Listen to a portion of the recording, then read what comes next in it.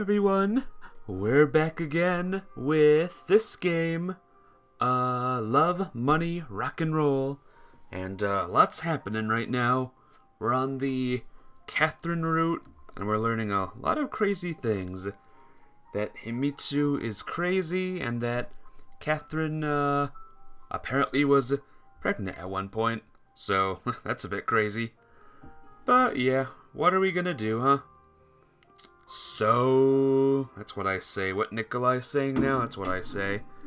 But yeah, let's keep going. Let's see what's going on with this storyline, and let's have a blast.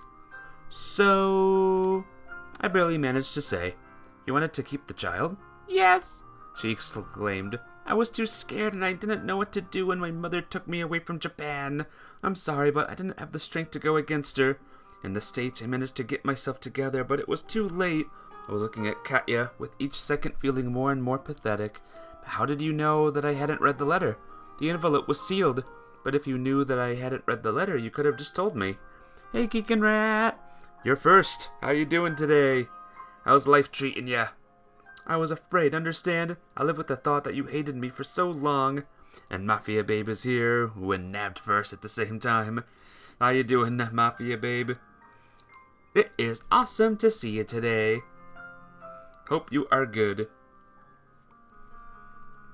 And real quick, guys, I want to show off some artwork that someone drew before I forget. Someone that one of my viewers drew of this game. So just give me a second. Let me get it up. Don't worry, I am allowed. The person said yes, you can show it. Oh, it's so hard to see.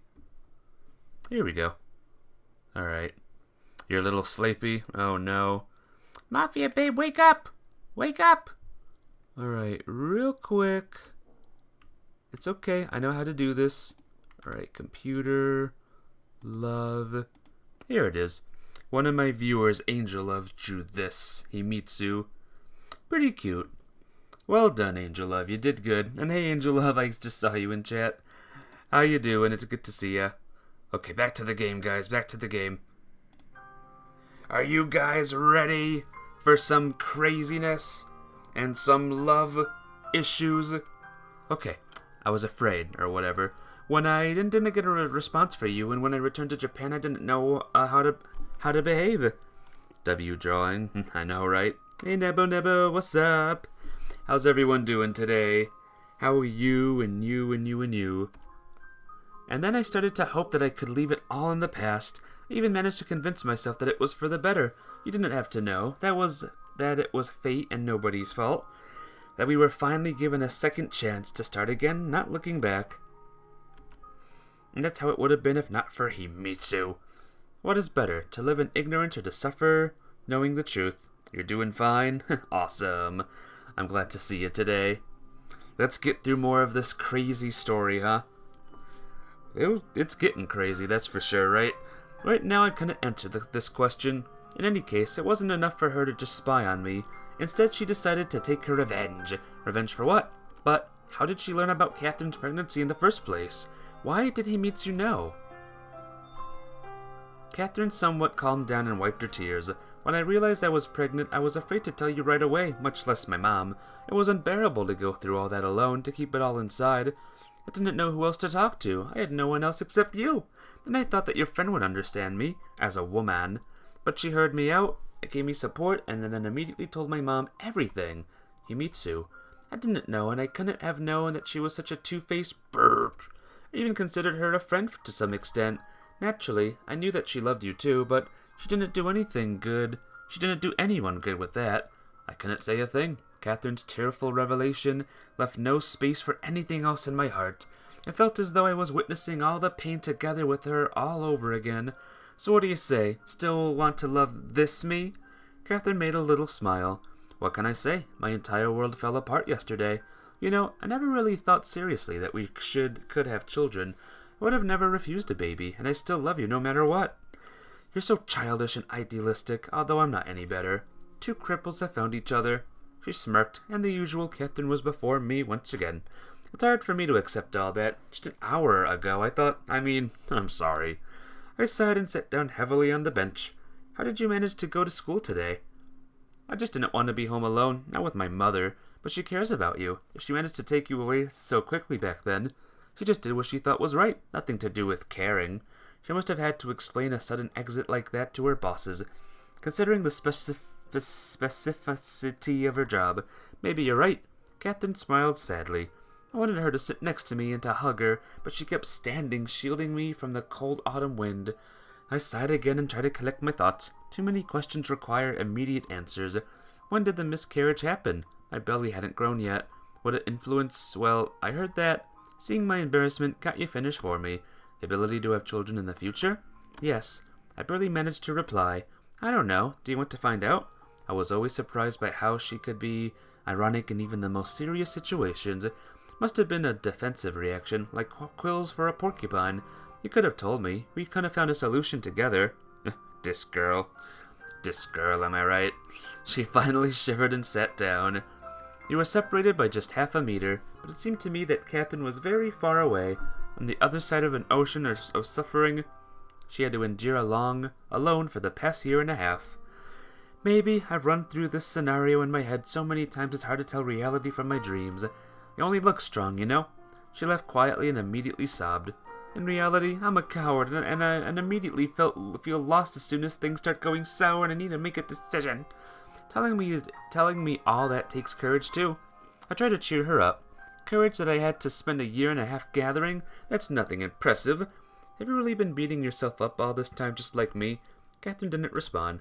Sorry, it's just that hard to think that everything could have been so different, but wasn't. Just because someone didn't say the right words. See, now you're blaming me. No, not at all. Started waving my hands in refusal. Talking about myself.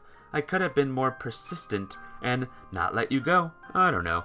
I could have done something differently. All these what-ifs will drive you into a dead end. I know. So what? What next? A long silence hung in the air. I could hear children playing football in the playground, cars rattling busily down the street as they drove their owners to attend to some undoubtedly important businesses, and the wind wearily blowing in the sky, getting lost in the endless transmission lines.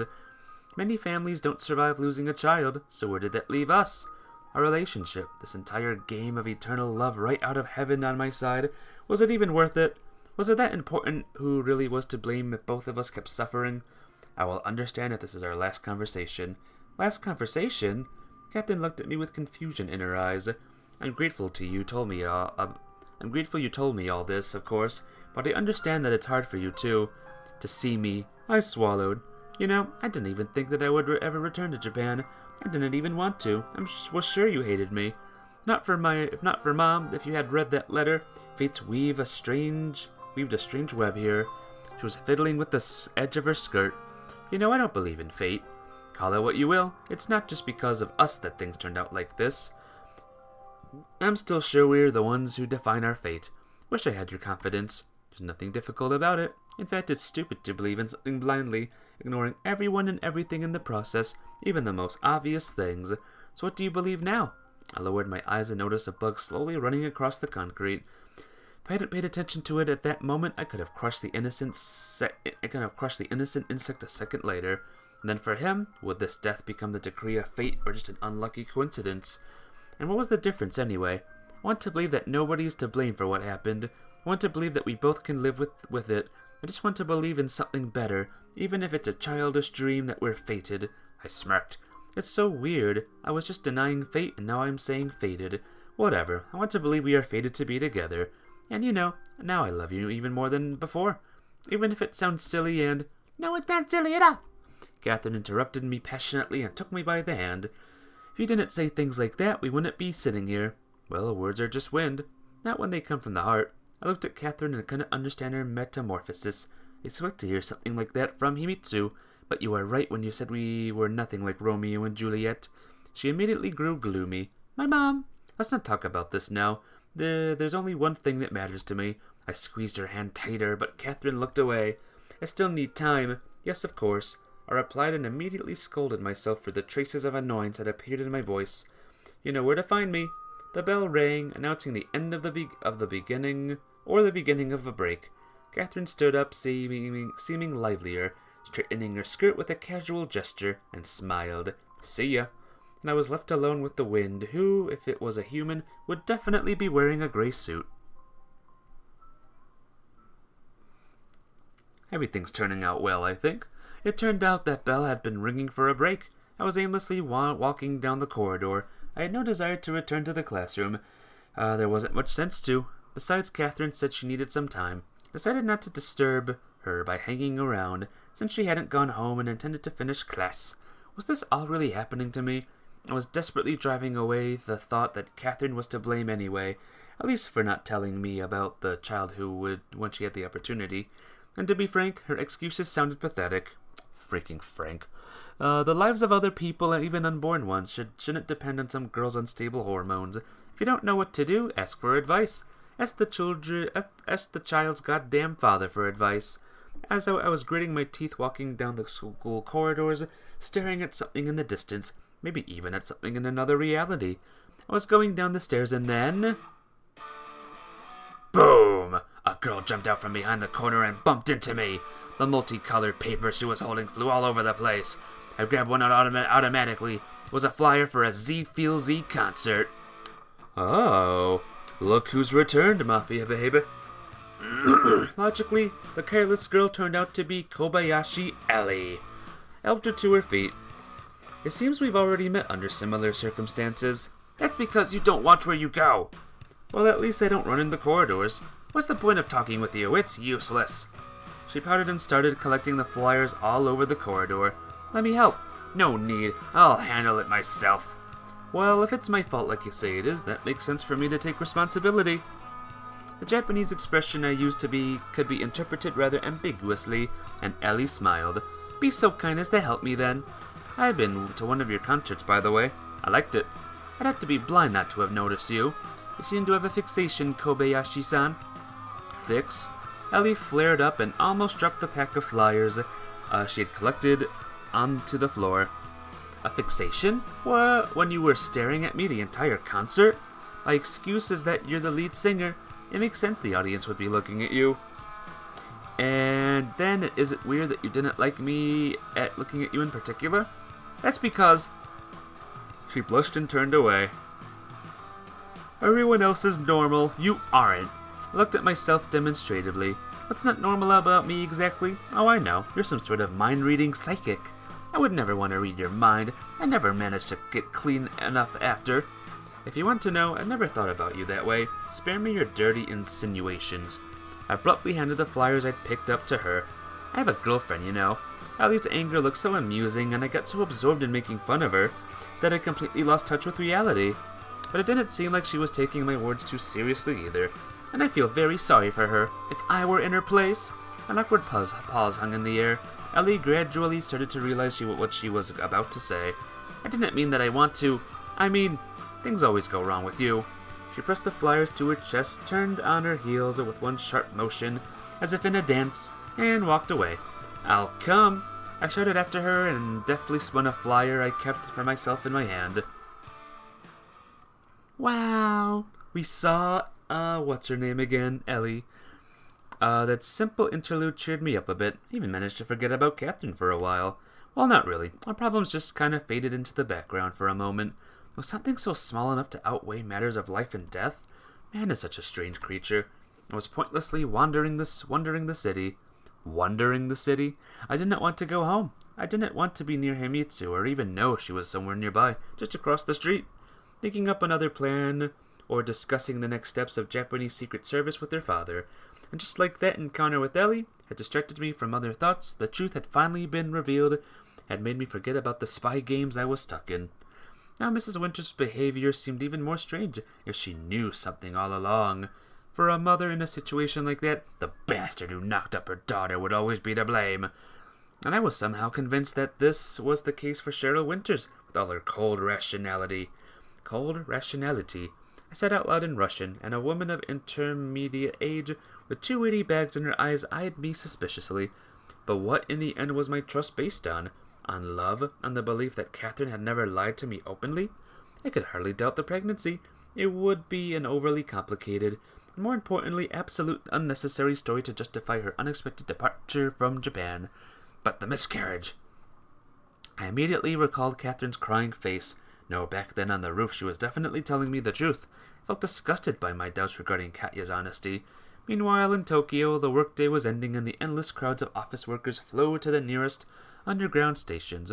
I walked upstream like a breakwater that had to pass around on their way home. Nobody paid attention to me, just like no one pays attention to headwind as long as it's not strong enough to knock you over. It was surprisingly easy to maneuver among the waves of gray suits. I felt like a shark surrounded by small fish. Nobody was trying to bump into me. Moreover, everyone was trying their best to avoid collision, probably because that could lead to being a few seconds late for the train. It's much easier to just ignore an obstacle and let someone else handle it. Could I ignore what Catherine had done, or at least ignore the fact that she didn't tell me anything back then? Along with the change that I was taking out of my pocket to buy a bottle of water from a vending machine, a crumpled flyer for Ellie's concert fell to the ground. I picked it up from the asphalt straight into the glossy paper and took a closer look. It was a normal nightclub flyer. Ellie had definitely had at least a couple hundred of them. I wonder how much printing them cost, although money and Kobayashi were nearly synonymous. More importantly, popularity can't exactly be bought with money. That sincerity reaction about the crowd I saw at their concert. The girl is doing her best too, she really is. This time nobody heard me. I was walking in the direction of the nightclub, carelessly twirling the flyer in my hands. Ha, we're back here. Only an idiot like me would go to a rock concert while still dealing with Catherine and all that spy drama. But my ruminations had brought me to a complete dead end. I needed a reboot. A light rain covered Tokyo, and by the time I found myself at the club, I was all wet. There was an excited crowd of young people gathered in front of the entrance. Apparently, the concert was yet to start. The game is small. What game? This game here? What do you mean by small, mafia babe? I shivered and walked to a vending machine to buy a warm drink when I suddenly felt someone staring at me. I turned around, but nobody seemed to raise any particular suspicion. Of course, someone could be spying on me. Oh, it was bugged? Okay. I was very nervous, like, what do you mean it was bugged? What do you mean it's small? Moreover, someone most likely was. The KGB, the CIA, the Japanese. Is it alright now? Is stream good? But in the look I had felt, if I was right, was something unexpected. Resentment, anger, hatred, cold fury. It wasn't something I'd expect from a professional spy.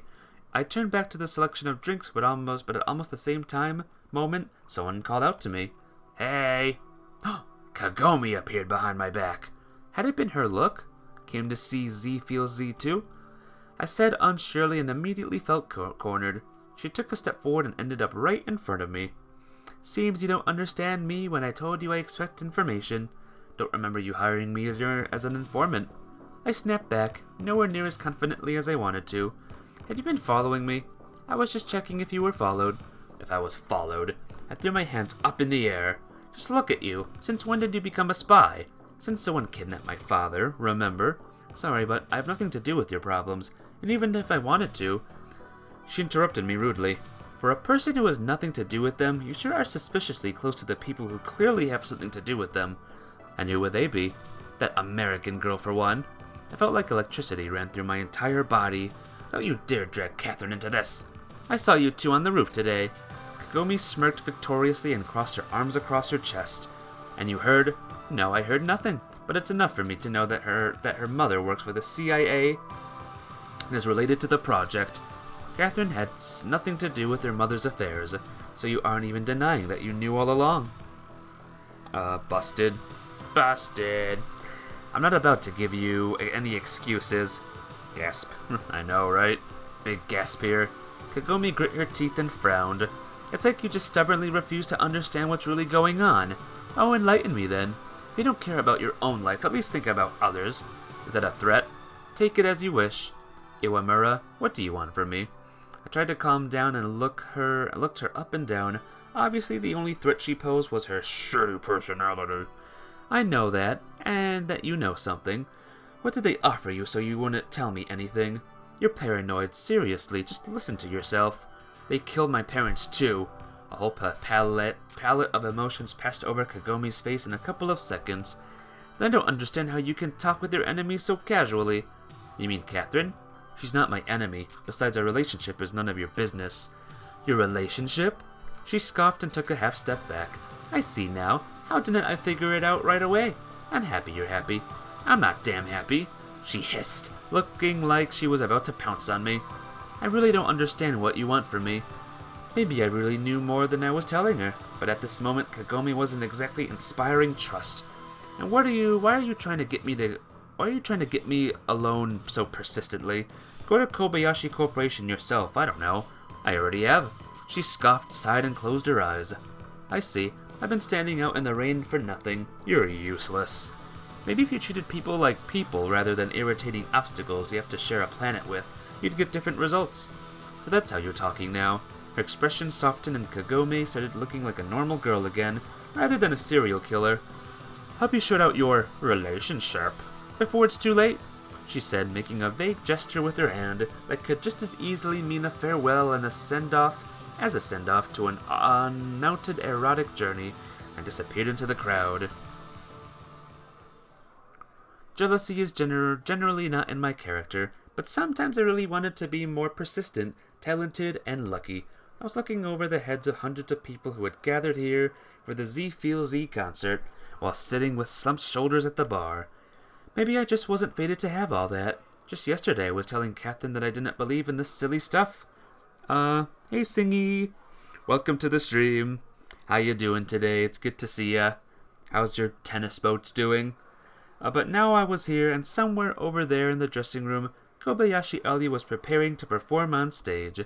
Is a talented person talented in everything? What if she didn't even have to put in any effort to accomplish all that? What if hard work and diligence are a mantra made up for us by the powers that be? A carrot for a donkey, a prayer for a believer, a placebo for a dying person? I couldn't imagine myself standing on stage next to Ellie, and I suddenly felt deeply disgusted being in a crowd of her fans. Oh, someone randomly appeared here. I was just about to leave when I noticed a weird girl who clearly stood out in the crowd. Right, she wasn't Japanese. Took a moment to realize. Excuse me. Moreover, she seemed to be the singer for the band who had just performed. Not that I had really been paying attention. Called up in my own head. Gasp. Oh, someone's here. The girl's predatory gaze darted back and forth through the hall looking for someone. When it fell on me, she froze and smiled. Ah! Who the heck are you? Does Ellie get more screen time in this path? Oh, maybe. I know someone who's getting more screen time right now. This random girl. Even crouched to hide behind the short Japanese, but it didn't help. The girl darted in my direction, deftly elbowing aside anyone who would end up in her way. Just when Z Feel Z walked onto the stage, hello there! She reached me before I managed to escape. I wouldn't have managed as well as her anyway. It's easier to navigate a crowd when you're about the same height as it. Hi. I automatically responded in Japanese. I don't speak Japanese! The girl, meanwhile, was speaking English. She's pretty. I like your green hair. Why? I smiled stupidly, at the same time examining her up close. 'Cause I'm from America! She looked very vibrant, as the lead singer of a rock band should. Uh-huh, gotcha. I was sure she needed something from me, but at the same time, wasn't ready to make any new acquaintances, much less acquaintances of this kind. And you? Me what? Where are you from? Oh, I'm from here. Here? She screwed her lips in discontent and spread her arms wide, touching the people around us. Well, no, I'm Russian. There was an energy emanating from this girl, the same kind as Ellie was currently radiating from the stage, except their colors were different. And I'm Sarah Miller. Nice to meet you, Russian. She confidently gave me her hand. She looks like Billie Eilish. Who's that? Is she singer too? No, I wanted to say my name is Nikolai. Nick. Okay, Nick. I responded to her handshake, and there was something strange and wrong to this gesture. Something distant, accidentally brought in with migrating birds from another continent. Do you like rock, Nick? Sarah said the word rock in some special way. On her lips, it sounded like the blow of a hammer against an anvil. Well, yeah. How do you like my band? It's good. In reality, I hadn't really been listening to it, so I immediately felt uncomfortable and my eyes started darting around the club, quickly stopping on Ellie. You like them better, huh? Sarah made a thoughtful expression and focused on the music, looking like an expert. I suddenly felt repulsed by my own indecisiveness. Yes, she was an unusual girl, an American, the lead singer of a rock band. So what? In this moment, I was seeing her for the first and last time. I just know the girl on stage. I nodded in the direction of Ellie. Is that so? She smiled slyly and squinted, as if preparing the best joke of the year. How well do you two know each other? Not really. We just go to the same school. If you want my opinion. Sarah suddenly grew serious. She has potential, but she'll need to work a whole lot more. Didn't know how to respond to that. And you know what's the best training for rock? Quint. I let out a dumb giggle again. No, man, it sucks. It took me a bit to realize what she said. Sex? Is that something like tapping? You're not Japanese, and still you guys here are a bit. She was failing to find a word, and I doubted it was because she didn't want to offend me. A bit what? Repressed. Yeah, right, repressed. You could use a good and it'd do her good too, I'll bet you. Alright, my opinion on this girl is changing a little bit. I don't know about you guys. I vividly imagined what Sarah was talking about. Perhaps in another life. We're not in that kind of relationship. I told you we're not in any kind, to be honest. Really? And I thought you'd been looking over here pretty often. You just do music, or do you also have a part-time gig as a psychologist? Started to lose my temper. Just believe my experience. You also didn't know rock, but then at a concert, Stop. I decisively interrupted her, raising my hands. I have exactly zero interest in your sexual exploits. Alright. What matters is that you haven't interested in that girl in leather. Not interested in her either. I have someone I love, you know. Really? Sarah drawled in disappointment. What band does she play in? She doesn't. She's also American, but with much better manners than some. I said with embarrassment, as if I was ashamed of my feelings toward Catharine. Gotta go. Bye, Angel Love. I'll see you soon. Have an amazing, flippin' awesome day, and I'll see you maybe tonight or to the tomorrows. But that's so boring. When I saw you in the crowd, I immediately thought there was fire in your eyes. Nick, you look like someone with rock in his soul. You know, you're right in a sense. There really is rock in my soul. I can imagine you on the stage with the guitar. Have you ever played anything? No. I lied. Yeah, right. She immediately lost all interest in me. I'm glad we came to an understanding. Good luck in life then, Russian Nick. She said a farewell, deftly weaving between members of the audience, found her way to the green room and entered. What the hell even was that? I exhaled and cautiously looked around, afraid to find Z's weird keyboardist nearby. Luckily for me, he was up on stage. I cast an askew glance at Ellie, trying to look like I was listening to the performance. I didn't know what that was that Sarah got into her head, but Ellie was completely focused on the music and wasn't paying any attention to me. Something dropped in my chest, like I'd stood in line for the autographs of my favorite band and had missed out by a couple minutes. Sarah, Ellie, like day and night, they were completely different from each other, but like sun and moon, both radiated powerfully with life, and I didn't feel I had a place next to them. Not here, not now. Maybe in a different playthrough. After rain, stars seemed to shine brighter than usual. Covered in their silver, cold light, the city seemed to be all made of corners, like one of the paintings of a well-known cubist. The right parallelepipeds of the building seemed like the cubes of a child's construction kit, from which bizarre structures were thrown together without blueprints. Streets connected neighborhoods, becoming a circulatory system. The occasional car carried nerve impulses, and the asphalt and concrete were the skin of this creature my imagination had turned Tokyo into. I could feel I was burning. I felt dizzy and had to lean against a wall in order not to fall down. Had I caught a cold? I am dead now. I was 10 minutes walking distance from home, but those minutes seemed to stretch into an endless torture. I felt sick, the world swimming before my eyes, the road under my feet became a swamp, and I had to constantly make an effort not to fall deep into it. Was delirious when I got home and couldn't get the key into the keyhole for a long time, but then finally opened the door. Should I call an ambulance? For a second I thought that dying now wasn't the worst option, and was definitely the easiest. However, I somehow managed to crawl into my bed and fell into fevered oblivion. Alright. Good night. Good morning. Wake up. A bird was singing loudly in the yard, which was quite unusual for the season. I'd never thought about whether Japanese birds fly south for the winter, but it was clear that the crows and sparrows had nowhere to go. They were an integral part of the city, same as the skyscrapers, the trains, and the endless traffic. And then there was the pigeons, flying rats, gathering in flocks, spreading diseases and shooting everywhere. And they're great too.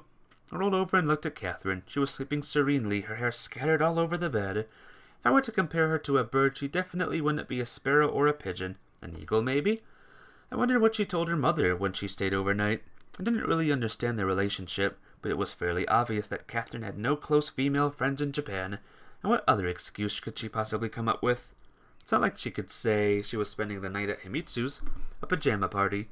I imagined that, and the picture seemed so unrealistic that it evoked nothing but a smile. Oh! Oh no! You'll burn right through me if you keep staring like that. Catherine opened her eyes. Were you playing dead? Yes, like a possum. Yuck, those are the little nasty hamster rats, right? Katya smiled. I'd sooner imagine you hunting them. Why would I? Because you're an eagle. What? Never mind. Look, I was thinking, why did you tell your mom when you stayed at my place? Why? No reason, just curious. I just tell the truth. Just like that, and what does she say? What could she possibly say? I don't know, she might disapprove for one. She's much more interested in her work than something so trivial. Catherine said casually, but it still made me feel uncomfortable. How would I look into Mrs. Winter's eyes after that? Although Katya was probably just joking, even she couldn't just tell her mother she was staying the night at a guy's place. It's not like we're doing anything objectionable. My parents didn't seem to think so either. No, I just always thought that a normal mother would react differently. We could wait till the wedding. Katya smiled, smirked playfully, and gently stroked my chest. I'm not implying anything. Is that so? I think someone down there had a different opinion. I caught my breath after another round and looked at Catherine. You are even more beautiful after that. More beautiful than who? Than usual. I'm sure you say that to every girl. No way. I usually just pump and dump them. I smirked. Catherine had hid her head in my chest. Am I going to end up the same? I'll have to think about it. She said without much enthusiasm. Seemed to have made a misstep in our verbal battle. Or not. I hugged Katya tighter. Wish we could lie like this forever. But it's boring. You'd be the first to start complaining. But that would be later. Never really gave a certain strange detail much thought. Catherine, for how seemingly mature her personality was, really didn't think about the consequences of her actions. You could say she never made plans for the future, but in reality it was a bit more complicated. Katya seemed to be driven by impulses, spontaneous desires I didn't understand, but they were almost impossible to notice from the outside. Unlike when she was so close in my arms. You did go to school today, remember? Since when did you start caring about things like that? Well, I don't really. And why don't I even have my own pillow in this house? Catherine moved away from me. Now that is an important question.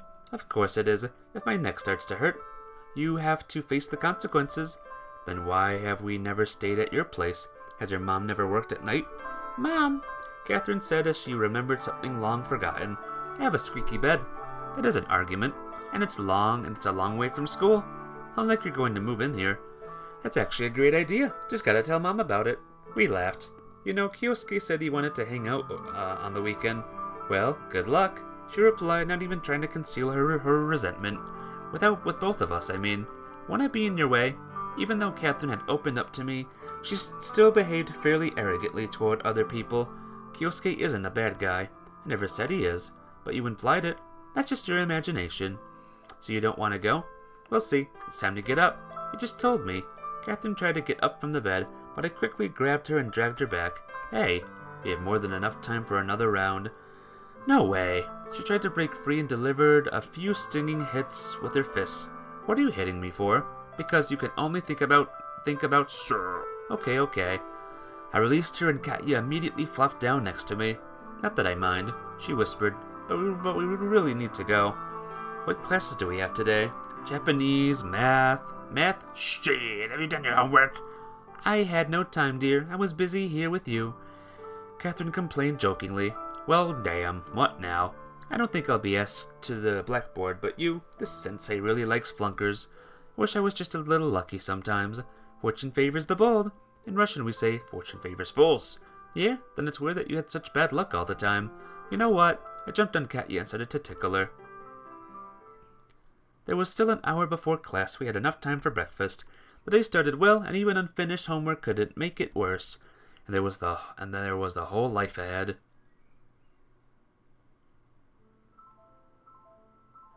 Things you see in dreams usually seem realistic, and all the more so because there is no past and no future. It's like you're living through a single moment stretched into eternity, and if the dream is pleasant, you desperately don't want to return to reality. I went back to when my life was clear and simple, just a few years ago. It was as if Catherine and I had never broken up. I wondered when she got pregnant. What if I replace the word pregnant, like all of the words of pregnant in this game, with preggers? Would that upset people? Anyway, I rolled over and my sleepiness was gone in an instant. I stood up and immediately felt sick from yesterday's fever, but my forehead was cold to the touch. I was guaranteed at least another day in this oh-so-cruel world. The tap water reeked of sludge for some reason. Ah, cool, and I spat it out in disgust as I washed my face. I found nothing in the fridge that was even remotely fit for breakfast. Well, of course, even soy sauce had enough calories in certain quantities, and you could survive eating only bread and porridge. What kind of life would that be?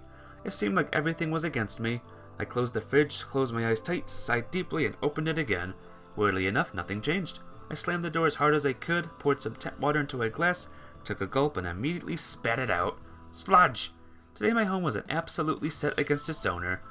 The clock was saying it was 8 and change, so I could make it to my second class, school, and Catherine was there. And we still hadn't sorted out our relationship, although it seemed that it was the only thing I'd really been doing these past weeks. Sorting our relationships instead of finally deciding whether I really wanted to be with Catherine, even despite what she had hid from me. Even despite her mother and my predicament. In the end, what did it change? Real feelings, if they are real, don't depend on external factors, and only the belief in something higher given to me for my achievements, but rather despite something still left me unbent under the blows of cruel reality. Besides, Catherine's tears yesterday were more expressive than any words. So what choice did I have in the end? To pretend the last few years never happened and began from scratch? But why would I do that? Mewtwo's house looked completely alien, resembling a grim mansion from Victorian England to me. How would it have worked out if she hadn't told Catherine's mother about the child? I doubted much would have changed drastically. Pregnancy can only be hidden for so long, and then Mrs. Winters would have noticed anyway. Of course, in that case, the two of us would have had more time to figure out what to do next, but so what? Besides, all these coulds and woulds brought nothing but self-pity.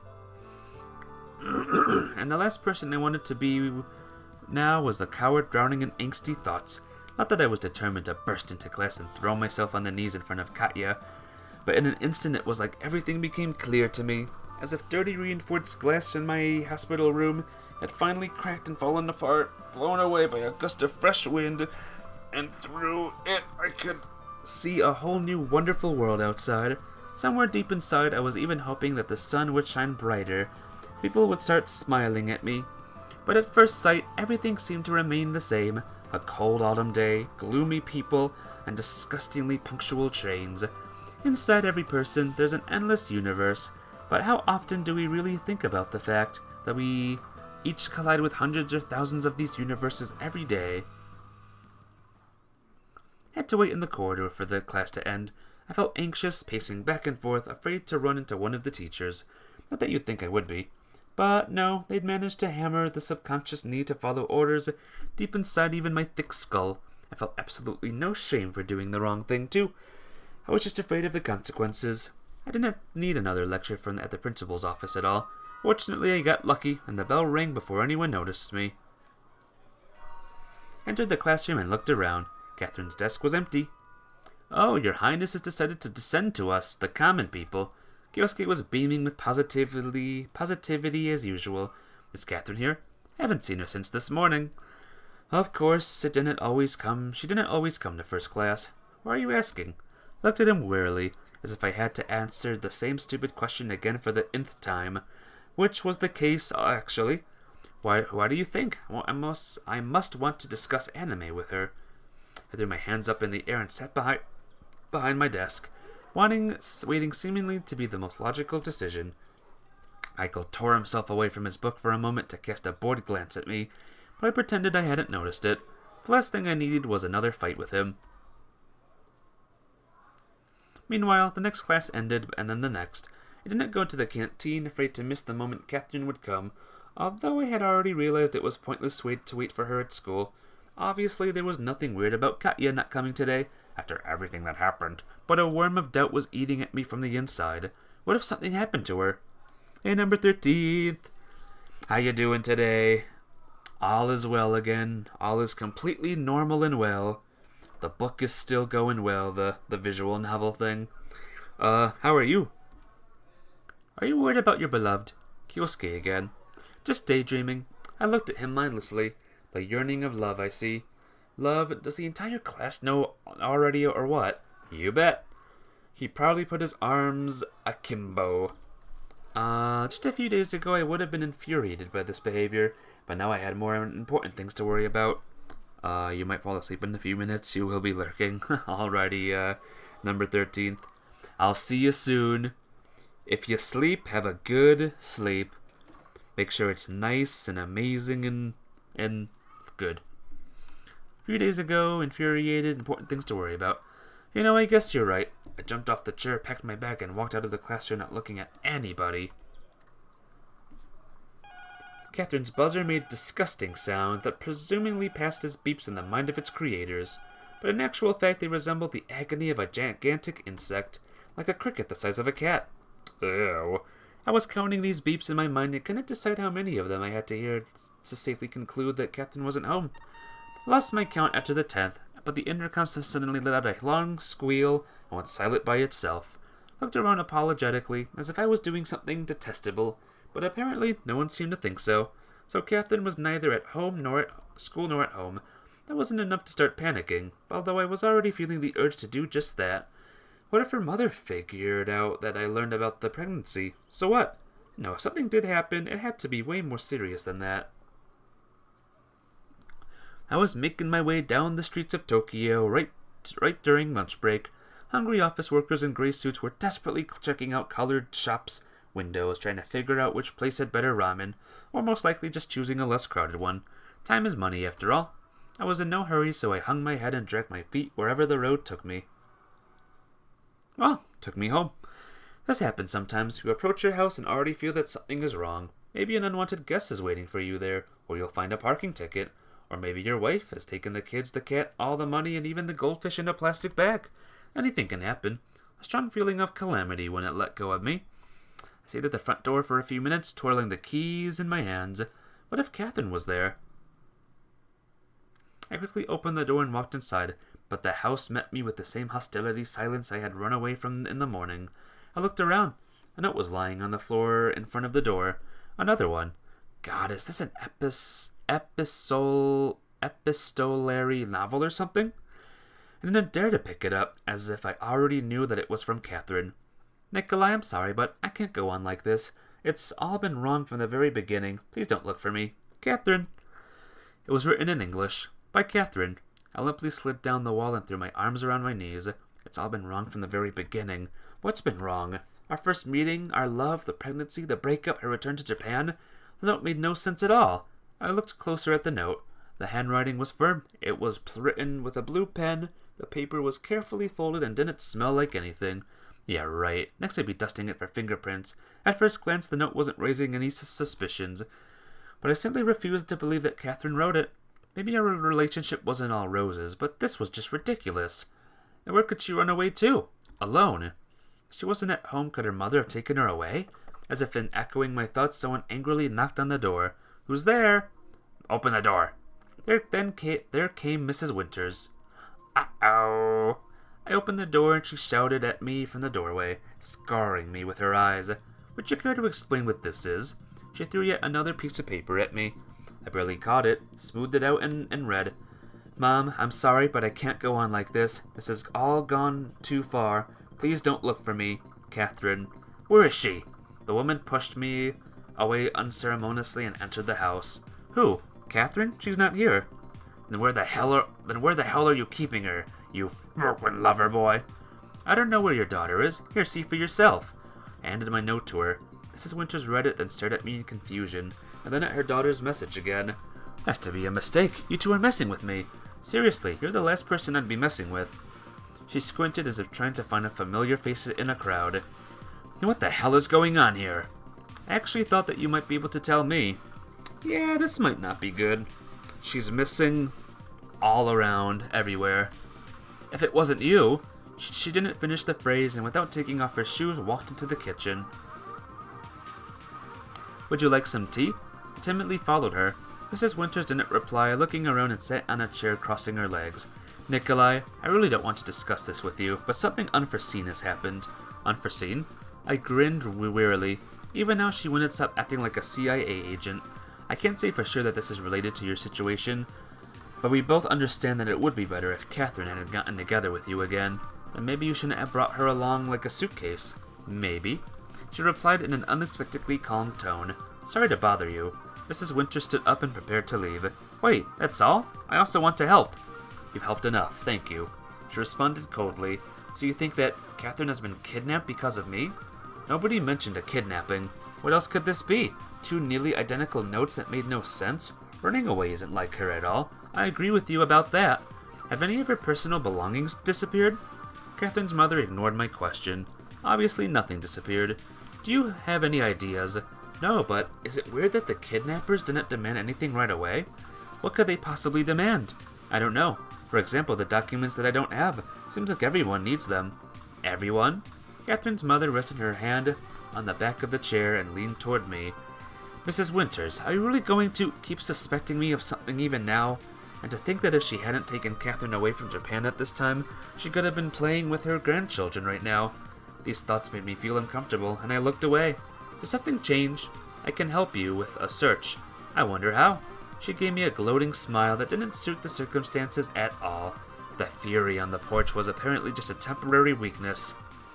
Okay, I don't know. Happy now? But I'm sure her disappearance could also be related to your work. Do you really think that I would be that irresponsible? You know what they say, every corpse on Mount Everest was once an extremely motivated person. What are you trying to imply? She frowned. In a profession like yours, it's not always enough to be sufficiently qualified to be successful. Accidents happen. I don't believe in accidents. I'm not saying that this entire thing with Catherine's disappearance and the notes is an accident, but to some extent, thinking about it, you returned to Japan, Catherine was transferred to my class, I became, let's say, an object of interest for particular people, including you, hence, well, don't you have a nice story here? I can barely believe you don't know anything. In any case, these are just words. I'll find my daughter myself and to see to it that she never contacts you again. Mrs. Winters turned around and walked to the hallway. Just like you saw to her pregnancy. She stopped, but only for a moment, then without reply walked out of the house. So it wasn't Catherine's mother. But then what was that about? Both notes seemed extremely stupid, as if written by a 7-year-old. Even if they contained a hint, I couldn't see it. This conversation with Cheryl Winters left me with a bitter feeling of helplessness. Even she, a CIA agent, didn't know what was going on, then what was I, a normal Japanese student, to do? I think that went well, guys. I think all is good. I closed the door behind her and checked the fridge again with some hope. The problems were there and all, but I had yet to eat anything, and the unconscious part of my brain responsible for the proper functioning of my body didn't care about Catherine in the least. My wallet was almost empty, but I had money in my bank account. Just had to withdraw some. To be honest, buying food at a moment like this is cynical and soulless. On the other hand, my brain was about to shut down from hunger, and what then? How would that help me find Katya? Of course, I could always just get some ramen, but I would need to eat something tomorrow too. I carefully examined the insides of my wallet, hoping to find a non-existent treasure in there. But it was just as empty as it had been. Welp. I had to drop by the bank to cash out the money for the next month, and it was only the 25th. The crowd in the store and the necessity of keeping the shopping list in my head somewhat distracted me from the thoughts about Catherine. I was scolding myself for being more concerned about the choice between beef and pork than what happened to the girl I loved. Of course, the brain is a multitasking device. Had I only been thinking about Katya, I would have lost my mind very quickly. When I was done shopping, the sun had long disappeared under the horizon. I walked out of the store and changed the grip on the heavy bags in my hands. Probably shouldn't have bought so much food at once. A strange guy running back and forth on the street stood out in the mundane picture of evening Tokyo like a bright spot on a dark picture. I looked closer and realized he wasn't Japanese. Who the heck is this guy now? Can I help you? I suddenly asked him in English. It was silly. I couldn't even help myself. However, apparently humans become more responsive to other people's problems when weighed down by their own. The guy stopped abruptly, all his eyes bulging out, and stood like that for a few seconds. He looked really funny, so I couldn't help but smile. Yes, help, he replied in broken English and jumped closer to me. Sorry, me search. He immediately grew embarrassed and tried to find the right word. Japanese cartoons. His face brightened up with a wide smile. He's obviously asked the wrong guy. Kioski would be the right person for it. Japanese cartoons? You mean a video store or what? Video? No. The guy started waving his hands. I couldn't figure out what his accent was like. Maybe he was German or Scandinavian. I want to get in cartoon. He finally managed to say and stare at me with a victorious expression on his puffy face. Sorry, no idea where the nearest madhouse is. I muttered. What? I'm saying I don't understand what you're talking about. I get in cartoon. Become part. Here. He took a pile of crumpled papers out of a postman's bag on his shoulder and stretched them out to me. What's this? Every page was filled with characters in sweeping, uneven handwriting. The language didn't look familiar to me. Maybe it was an Eastern European one? What are you showing me? I don't get it. The fellow sighed with irritation, took his magnum opus from me, and stuffed it back into the bag. How you not know? You Japanese. Do I look Japanese to you? Live in Japan. Japanese. He replied in a tone that left no room for further discussion.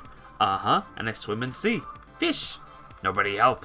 He looked pitiful, so I held back the jokes on my tongue. How about you explain what you need? Cartoons, you know? You mean anime? Anime. He nodded desperately. Okay, say I do. So what's with anime? I come Japan to become anime. And again there was that disarming smile without a hint of intellect. I wish I could be anime too. I couldn't help myself. You also be anime? His face lightened up, and added in Japanese, Thanks God!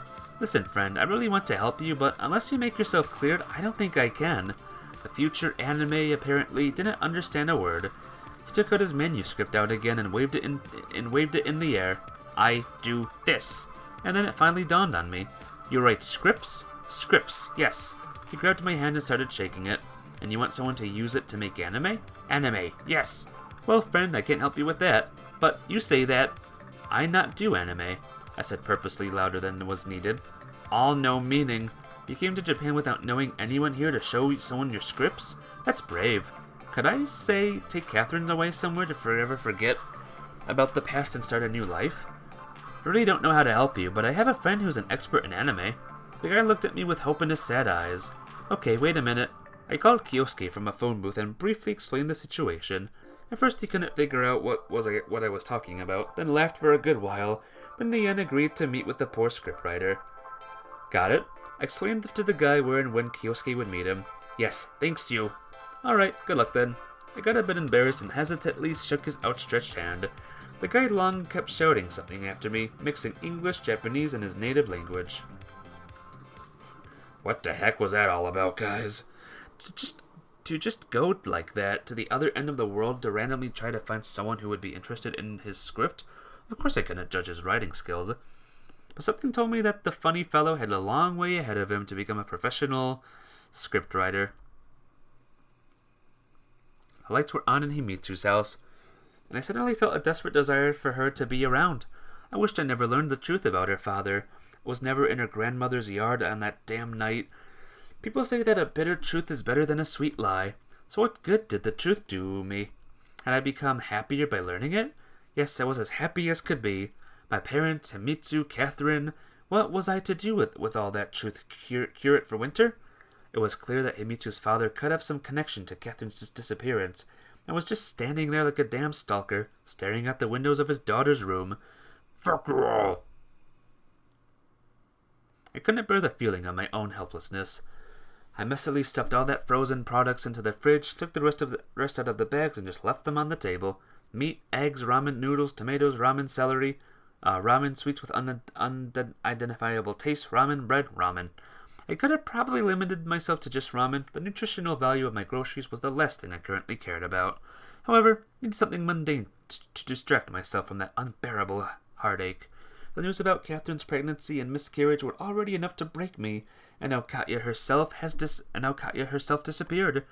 Was most likely kidnapped, and I couldn't help her in any way, couldn't do anything, only sort the bloody ramen by flavor. The mad fury squeezed my mind in a deathly grip. I clenched my teeth tight and put my hands around my head. No, I clearly needed a psychiatrist. Otherwise, it wouldn't take long before I would become anime myself. What was that song? I think I'm turning Japanese. I really think so.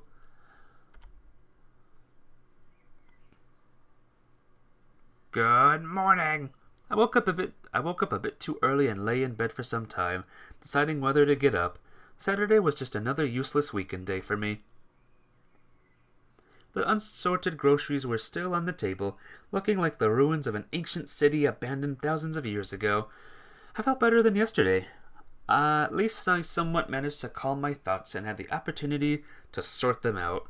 Of course, I kept unconsciously blaming Katya for hiding things from me, and blaming myself for my indecisiveness, but all this angst wasn't going to help me find her. The only person who knew about Catherine was more than me was her mother.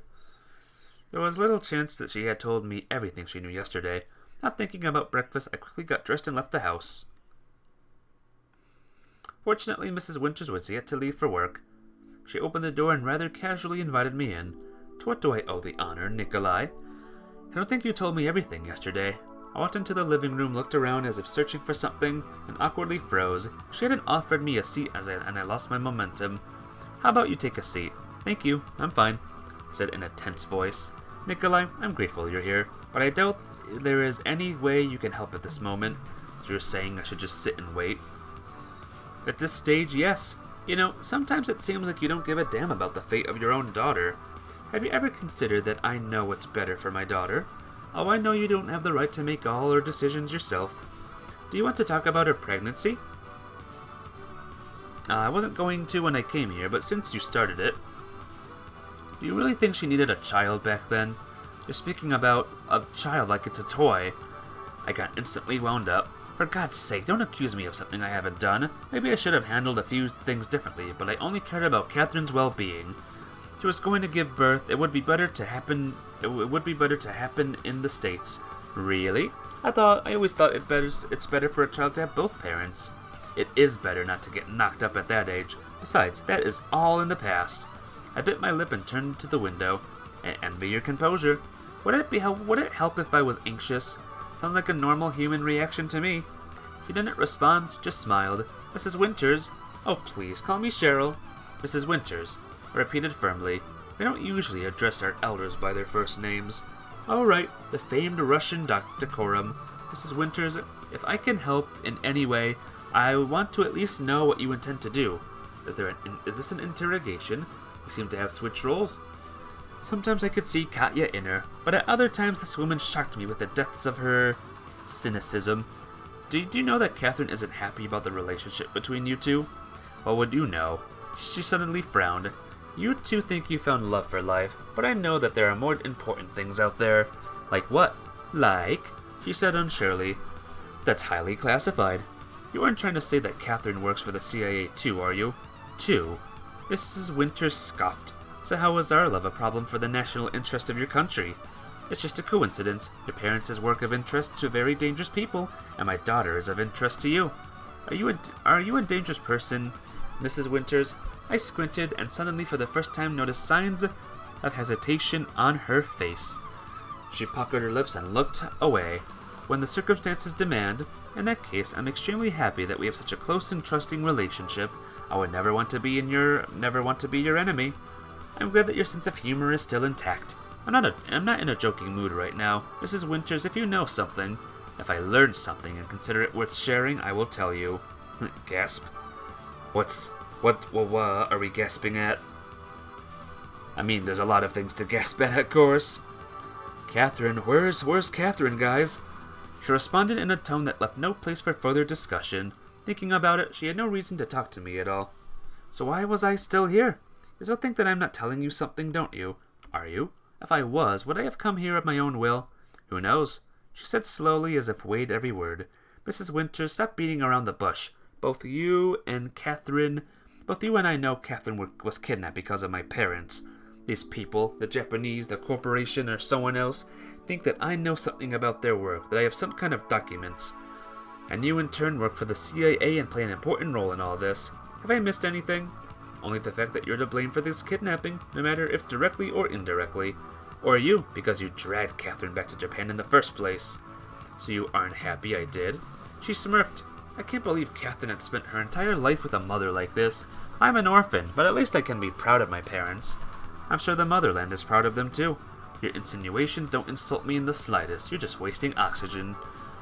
I'd been unwillingly dragged into a war of words with Catherine's mother, like I was arguing with Catherine herself. So why wasn't Cheryl Winter stopping the silly childish argument? Unlike, I readily believe that you don't know and never knew about the truth about your parents. And what is the truth? She just smiled in response and turned to the door. It was nice to see you, but I have a lot of things to do. I hope these things are related to finding Catherine, I said as farewell. So this conversation with Mrs. Winters left a nasty aftertaste and brought no results except for the weird feeling that she knew something about me that I myself wasn't aware of. Besides, she was acting way more politely than yesterday. Maybe something happened in the last 24 hours that cheered her up. I behaved like a naive fool in front of her. Did I really believe that my words would change anything? I was angry with myself, with Catherine's mother, maybe even with Catherine for not thinking about me when she let herself get kidnapped. The idea that she just ran away from home already seemed completely unbelievable. I'm on the train! I got on the train and absorbed the thoughts of Katya. Didn't notice when I skipped my station. I had nothing to do at home and no patience to just sit around and wait for news. I rode on in a pointless attempt to run away from my problems. The center of Tokyo was left far behind. It seemed that with each kilometer I went back in time a decade. The district I found myself in could have easily looked exactly the same as the beginning of the century. Wherever I looked, there were cozy restaurants and street foods joints. It was a hard trial for a hungry person, and also this was exactly where I had met Ichinose for the first time. I was walking down the waterfront and couldn't pick a restaurant to eat in. One seemed to be too small, and another too cold. The third one looked good, but it was closed, and the fourth one had no free tables. In the end, when I stopped by a restaurant called Gifts of the Sea, the station was far behind me. To be honest, the place didn't look any different from the others. My stomach decided that there was no point in walking any further. I know, we're on the train, and now we're inside of a familiar restaurant. Remember this place? Remember who works here? Inside, I found a typical Japanese diner, barely bigger than my favorite ramen cafe. The few visitors were sipping their soup loudly talking with the cooks and each other. I looked around in an attempt to find a menu or a waiter and saw Kagome, who was rather skillfully weaving her way between tables. She didn't seem to have noticed me. I couldn't decide whether to run away or just sit down with dignity and call her. Finally, Iwamura looked in my direction and welcomed me with a nice smile. Well, what are you doing here? It's not polite to greet your customers like that. I can do well enough without your advice. How did you find out where I live? So you live here too? I asked, surprised. Kagome looked me up and down coldly. I was just looking for a place to eat and picked your restaurant by complete accident. By accident, sure. Well, plus I knew you worked here in a previous life. Iwamura, seriously, I'm not in the mood to start this all over again. Again? You have class now. I'll see you later, Mafia babe. I should still be live. We'll see what happens when you come back, eh? But have a good flippin' class. Bye. Again, just a few days ago she had mentioned Catherine was when she was spying on me at the club. Why are you staring at me like I owe you money? I'm just thinking about what an interesting coincidence is. it is that first you warn me about Catherine, and then she disappears. Disappears? She was kidnapped, to be precise. Don't pretend you didn't know. Naturally, I couldn't be certain that she was involved somehow. And honestly, this strange girl in an apron didn't at all look like the person capable of kidnapping anyone. Are you nuts? Okay, don't get angry. If there's any way you can help. How did you help me? I helped in every way I could. Yeah, right. She smirked and started wiping a nearby table. I'm serious, a person is missing. So was my father, if you forgot. I'm very sorry, but I didn't finish the sentence. In reality, I didn't care in the slightest about her issues, and I had successfully showed her just that every time we've talked about this before. So expecting any help from Kagome would be foolish, to say the least. I understand you must think that I didn't pay enough attention to your situation, but... Iwamura, I know nothing about your father, and you were the one who started talking about Catherine. So what? I talk about a lot of things. Kagome shrugged her shoulders indifferently. Your sources might know more, and you were suggesting I take a risk because of you, for the sake of that American I never even talked to? That could help somehow, yes, in exchange for some information that might be useful to you. Haven't you been oh so insistent that you knew nothing? She finally stopped doing her thing and straightened out with her arms akimbo. I don't, but I can try to learn something. Well, when you have something worth discussing, drop by. But for now, stop breathing down my neck, for God's sake. Can I at least order some food? Please do. Kagome threw a menu on the table in front of me, scoffed, and walked off to the back. The wallet in my pocket was pleasantly heavy with paper bills. My stomach was absolutely empty, but my spirit was down, so I ordered sashimi, a double portion of rice, and sushi. Without Iwamura, the restaurant seemed to become emptier. Even the old men finishing their noodles grew quiet. Admittedly, the cuisine was fantastic. I was a rare guest in expensive restaurants, and to be honest, barely ever enjoyed any dining places other than poor proletarian ramen cafes. But they say one needs not to be a cook to enjoy the taste of fried eggs. Kagome didn't show up in the hall once after that, even though I spent some 15 minutes watching the cooks work with speed that made my head spin. Of course I could call her, but she clearly indicated that she had no intention of helping me, and even if she wanted, she most likely just couldn't. I walked out of the Gifts of the Sea with my head hanging. There was no point arguing, making a scene in public in the middle of the day. It wouldn't do me any good. Kagome, even if not on purpose, showed me that I got what I deserved. Could I have been the same with Catherine? When our relationship seemed to have finally started to get better? Things were bad, at the very least, no better than the past day, but the disgusting feeling of satiety was pumping endorphins into my brain, preventing me from completely drowning in the depths of desperation. Hawkers, deliverymen, and other working folk were running around all around the waterfront. It was also filled with an unbearable stench coming from the fish stalls nested at every corner. I checked the prices and noted that shopping here would be much cheaper than in supermarkets, and the food itself was most likely fresher. How many years would it take to companies like Kobayashi Corporation to completely strangle these simple workers and replace the many motley fishermen with one huge soulless shopping mall? Multicolored signs in English, endless rows of shelves with processed and packaged fish heads with loudly colored price tags crossed out several times.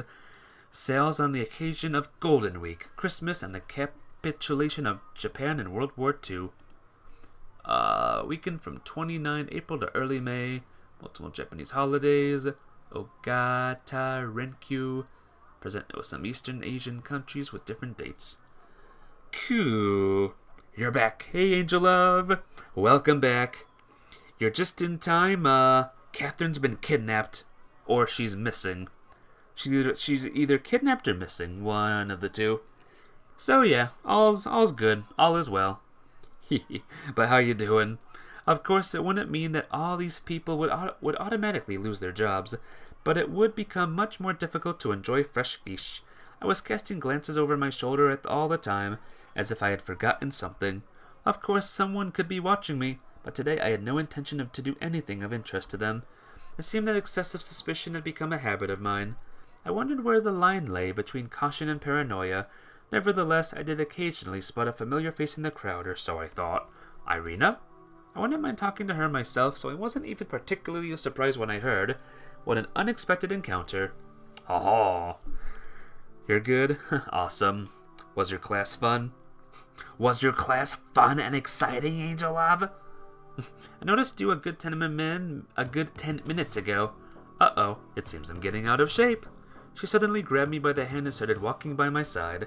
Didn't know we were this close. Come on, you were the one who told me I could pass for a schoolgirl. In a different life, I would have probably enjoyed this woman's attention, but now her over-familiarity only invoked aversion. Kinda. Kinda good, kinda boring. That's how classes go, am I right? But I avoided showing that I would have preferred to keep my distance. You probably already know that about Catherine's disappearance. If that was a question, then yes, we do. Perhaps you also know what happened to her? I really wanted to ask, were you the ones who kidnapped her, but managed to restrain myself. Thinking about it, Katya could become a leverage against her mother, but I knew too little of the relationship between the KGB and the CIA to make it any educated guesses. Are you perhaps blaming us? Are you to blame? How could you? We're not Americans capable of anything, even kidnapping a child. But you do need something from me. That is a logical assumption. Irina squeezed my arm, and her face lost every trace of the smile just on it. It seems that now you've got an additional incentive to cooperate with the wrong people, so you know where Catherine is. We know one thing for sure. Whatever happened to her, it shouldn't influence your decisions. Same old again. I told you 1,000 times by now that I don't know anything. And even if I did, I wouldn't tell her after the way you've treated me. The way you've treated me. She scoffed as if having discovered a bone in her sashimi. Must I remind you that we are not the ones who interrogated you? Not the ones... Or who interrogated? Not the ones threatening you and Mrs. Winters. But we are the ones offering protection. I've yet to see any protection. Suddenly, Irina stopped, turned around slowly, and for some time peered warily into the crowd. Then she suddenly and abruptly pulled me to the side and pushed me against a wall. Play along if you want to live. Oh my gosh. Oh my god! Said Irina Moskovaya, a KGB major, and sealed my lips with a passionate kiss. I didn't know how to react to it, and froze, unable to move. Apparently my brain activated one of the oldest reactions to danger, pretending to be dead. Irina, meanwhile, seemed to enjoy the process to the fullest, trying to stick her tongue into my mouth. Ha ha ha, gross. But rather than really resisting, I simply wasn't in a condition to respond. The aggression, persistence, and the fact that I'd been put in a very passive role brought me no pleasure. Finally, she drew away from me and wiped the lipstick now smeared all over her mouth with a handkerchief. Was someone following us? No. What? I said in shock. I just always wanted to try that. It always happens in spy films. She smiled innocently, as if apologizing for an insignificant mistake. Find yourself another partner for rehearsals. I took a step back from her and abruptly spread my arms. This is not a fucking drama club. So angry, Irina responded calmly. Turning to envy, Mrs. Winters. If you intend to keep teasing me, this conversation is over. Relax, I was just joking. Try to cheer you up. A Soviet person helping another Soviet person. Do I look like I have the hammer and sickle inked on my chest? Irina grinned and dragged me along the waterfront. Fine, if you want to talk, let's talk.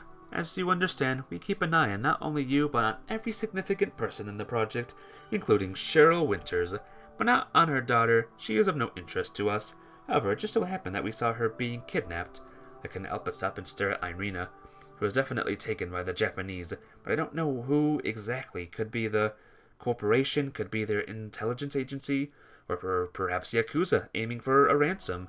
In any case, little here depends on you, but if someone tries to influence you somehow, thank you for the information, but I hold the security of a girl I love higher than any mythical ideals of communism. I interrupted her rudely. Apart from the mythical ideals of communism, there's also common sense that you've got a lack of. Meanwhile, we approached the station. Well, Nikolai, I warned you. Even though I didn't have to, it's up to you to decide what to do next. Rena suddenly started speaking in a tone that made ignoring her words impossible. As if that episode was the kiss that had been performed by a different person entirely. If you want to keep poking your nose into all this, at least my conscience will be quiet. You gave me so much care that I don't know where to run from it. I grumbled. Her intentions were unclear. I could hardly believe that Irina was only driven by worry for me. I was still grateful for the information, even though I hadn't always taken her seriously before. But I didn't rush to express my gratitude, even though she was clearly expecting something. See you. Irina finally said, apparently realizing she wasn't going to get anything else out of me. That was flippin' weird, huh? A few hours later, I found myself at home sitting in my kitchen. I remembered absolutely nothing of what I had been doing or thinking. After the meeting with Irina, I turned the TV on and was pointlessly switching channels. As far as I remember, the USSR there were only a few channels that mostly showed adult films and grim-looking men talking about things a child couldn't understand. Really weird. However, when I would wake up on Saturday morning and run into the screen to watch cartoons, that little box seemed to bring me to the magical land of childhood dreams. Now, of course, there were more channels and cartoons or anime in Japan, but that diversity brought it with boredom. I would begin with one thing, and as soon as the action on the screen couldn't hold my interest, I would switch to another. Sometimes I'd switch channels at the same speed as Formula 1 driver switches gears. My brain constantly demanded something new, and I couldn't focus on the same picture for long. In the end, I turned off the TV and picked up a book. The letters were running all over the place, hiding from my eyes. The meaning of the printed words was indecipherable. I put the book away, sprawled on the floor, and stared at the ceiling. Life is spent in ignorance is unbearable. Then what about a life in which there is no place for anything but anxiety about the person you love? I was fully aware of my helplessness, submerged into it, soaked in desperation from the inside, felt the depths of the unbearable nothingness of my existence. When Catharine was found, I wouldn't be the same person. Then I recalled something from the conversation with Irina that I would have preferred to forget. She told me that Catharine was definitely kidnapped by the Japanese. Mitsu's father was Japanese. Moreover, he worked for the Secret Service. Perhaps in a different situation, I would have thought twice, but I couldn't control myself.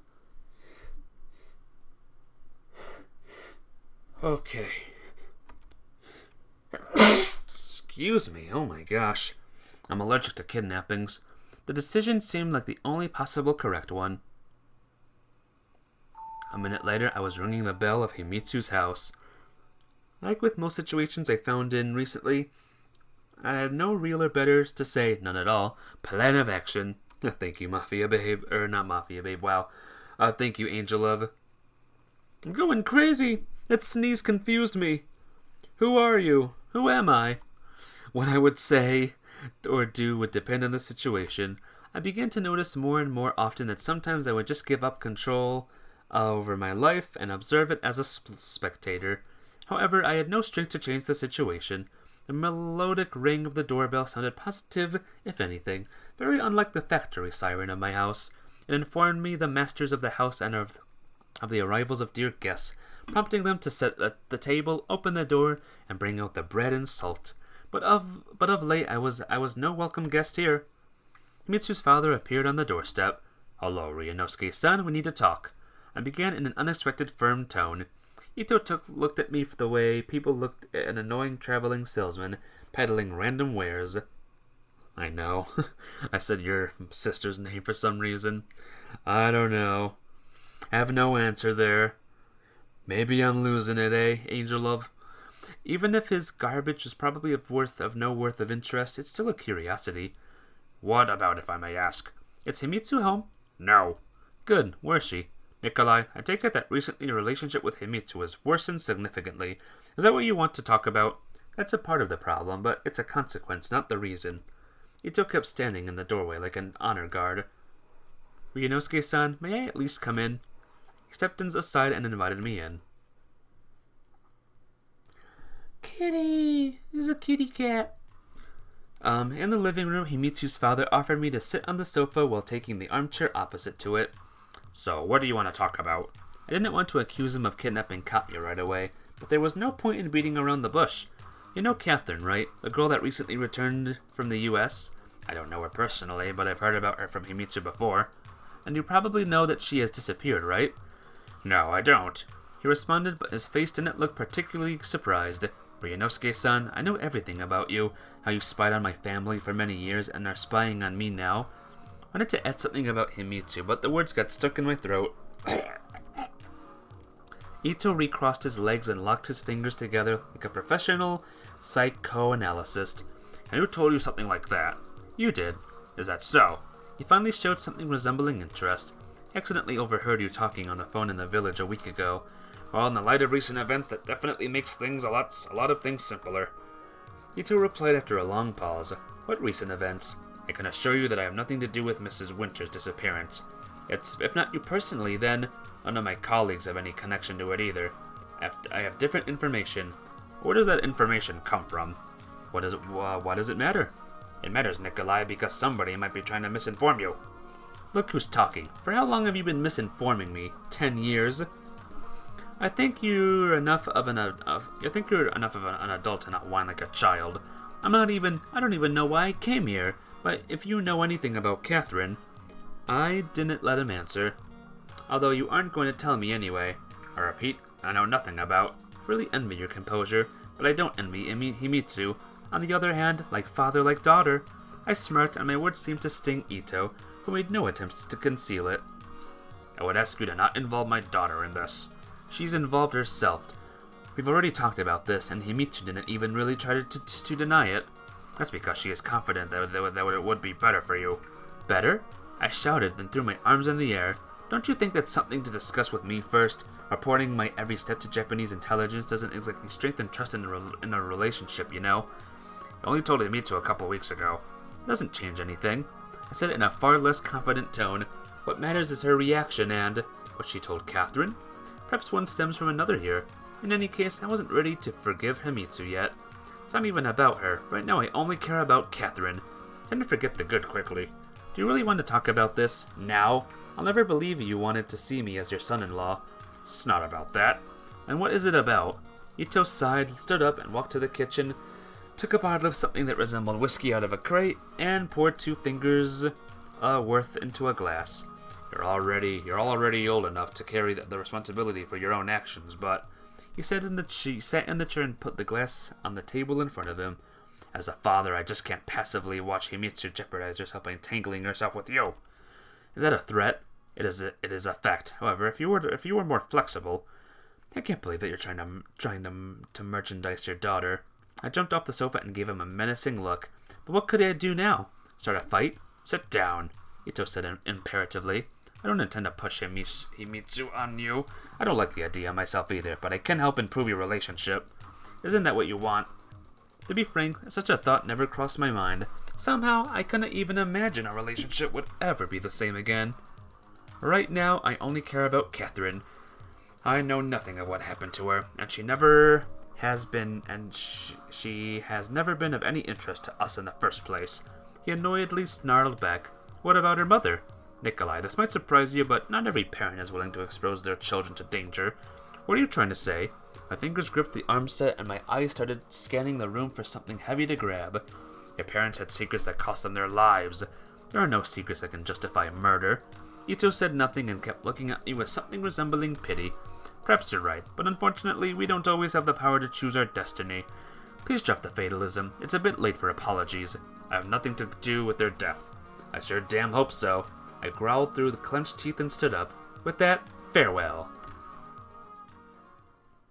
I cannot say the conversation with Himitsu's father had been completely pointless, but I learned nothing new about Catharine. He was saying he wasn't involved? What else could he say?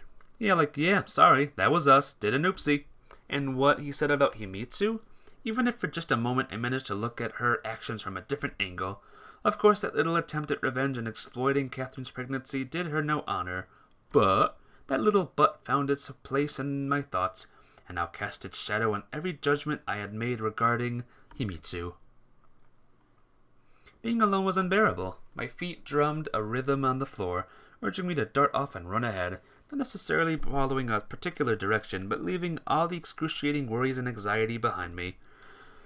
Each step is valuable in itself, bringing you further from the problems that have to run to get to you. It's an eternal race tied to heel to tip, or tip to heel. If you don't stop, they'll never catch you, except that you can run as long as you want, and will never completely escape real life.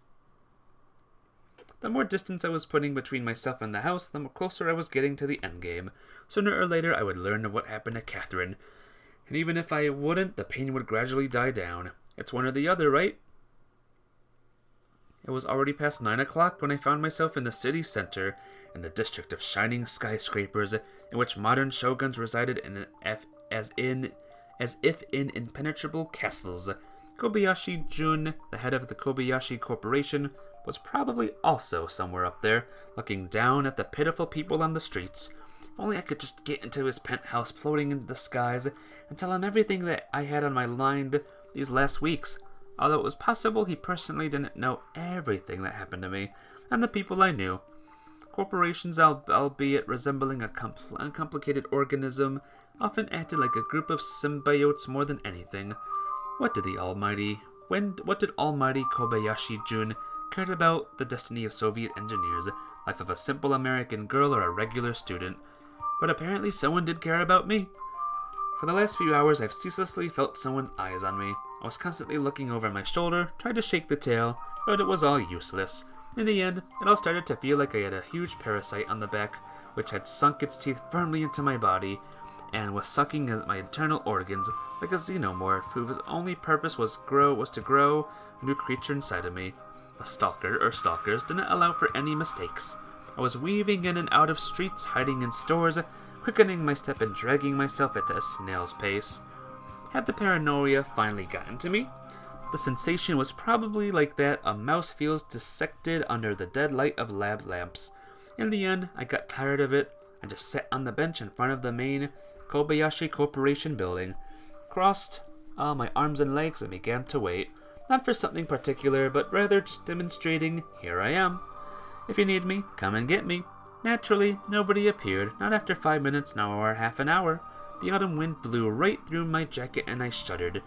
In the beginning, I was determined to sit here until morning if I needed to, but now it felt as if the temperature hadn't instantly dropped by a good 10 degrees. It's interesting how the summer nights are always brighter than autumn ones. It was probably tied to the inclination of the orbit, Earth's rotation around the sun, and other celestial mechanics.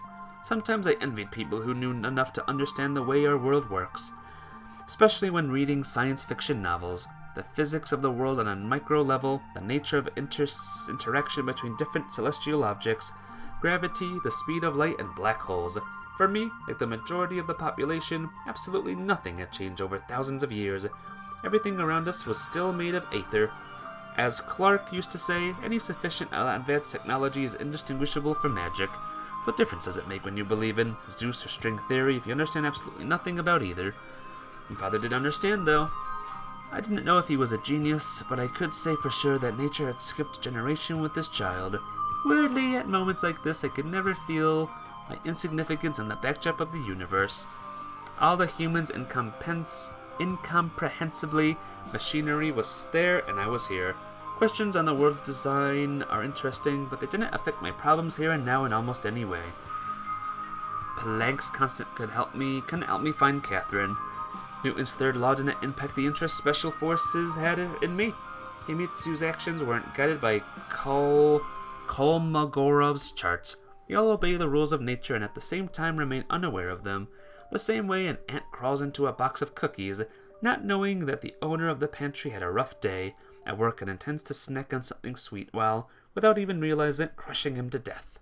Perhaps soon an asteroid the size of Tokyo, without even thinking about it, in just the same way, would soon wipe out all life from a small planet at the edge of a tiny galaxy in the cupboard of the endless universe. But it wouldn't be today. I had no strength to keep sitting in place. The cold made my head ache, and my thoughts returned from the celestial spheres to the sinful earth, back to the problems they had left behind just prior. I guess I exhausted myself enough that I couldn't really keep functioning effectively without rest.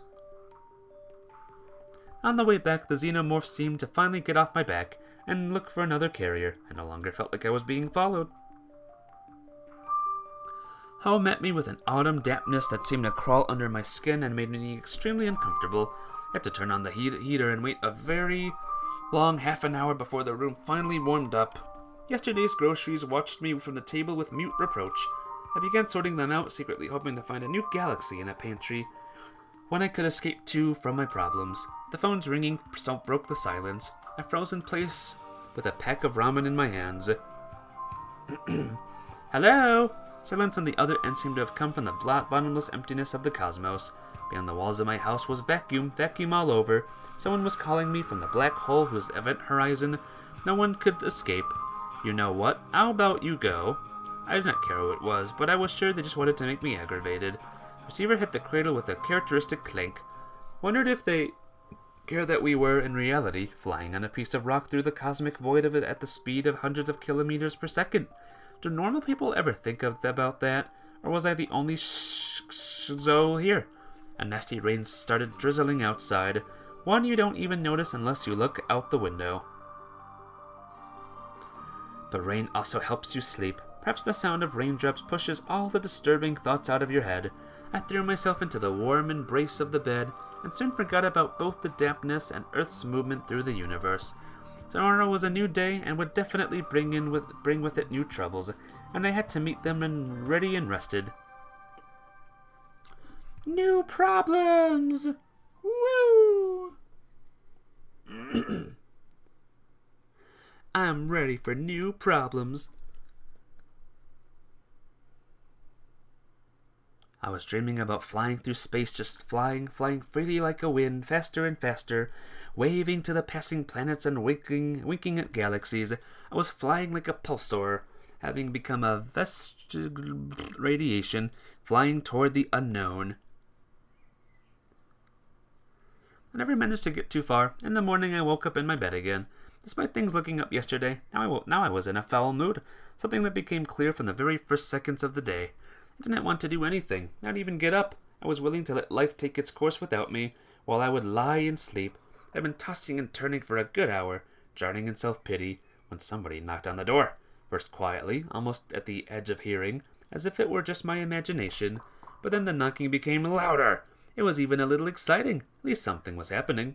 I quickly put on some clothes and opened the door. Himitsu was standing on the doorstep with bags in her hands. Why are you knocking when there's a doorbell? I grumbled, annoyed. Don't know. I just wanted to.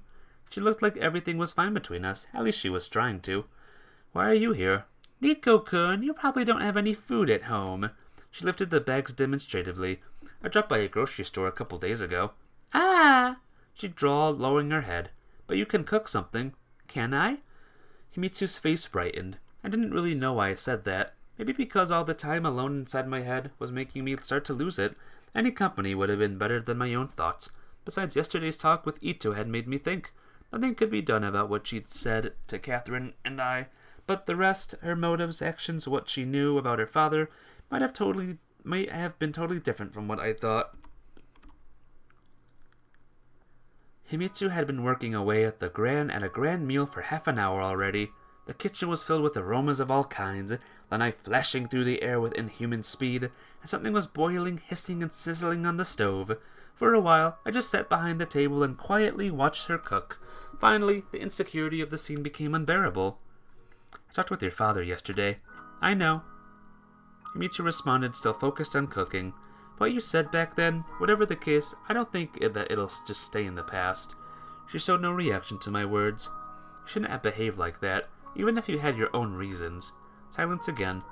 It was mean and disgusting. You were just taking revenge. No, not even revenge. It was like mocking a cripple. Of course I don't mean that. I sat and collected my thoughts. There are some things you can't tell others, even if they're true. Truth and facts aren't the same thing. Many Americans suffer from PTSD after Vietnam. That's true. At the same time, the Americans burned an awful lot of people there with napalm. That's also true.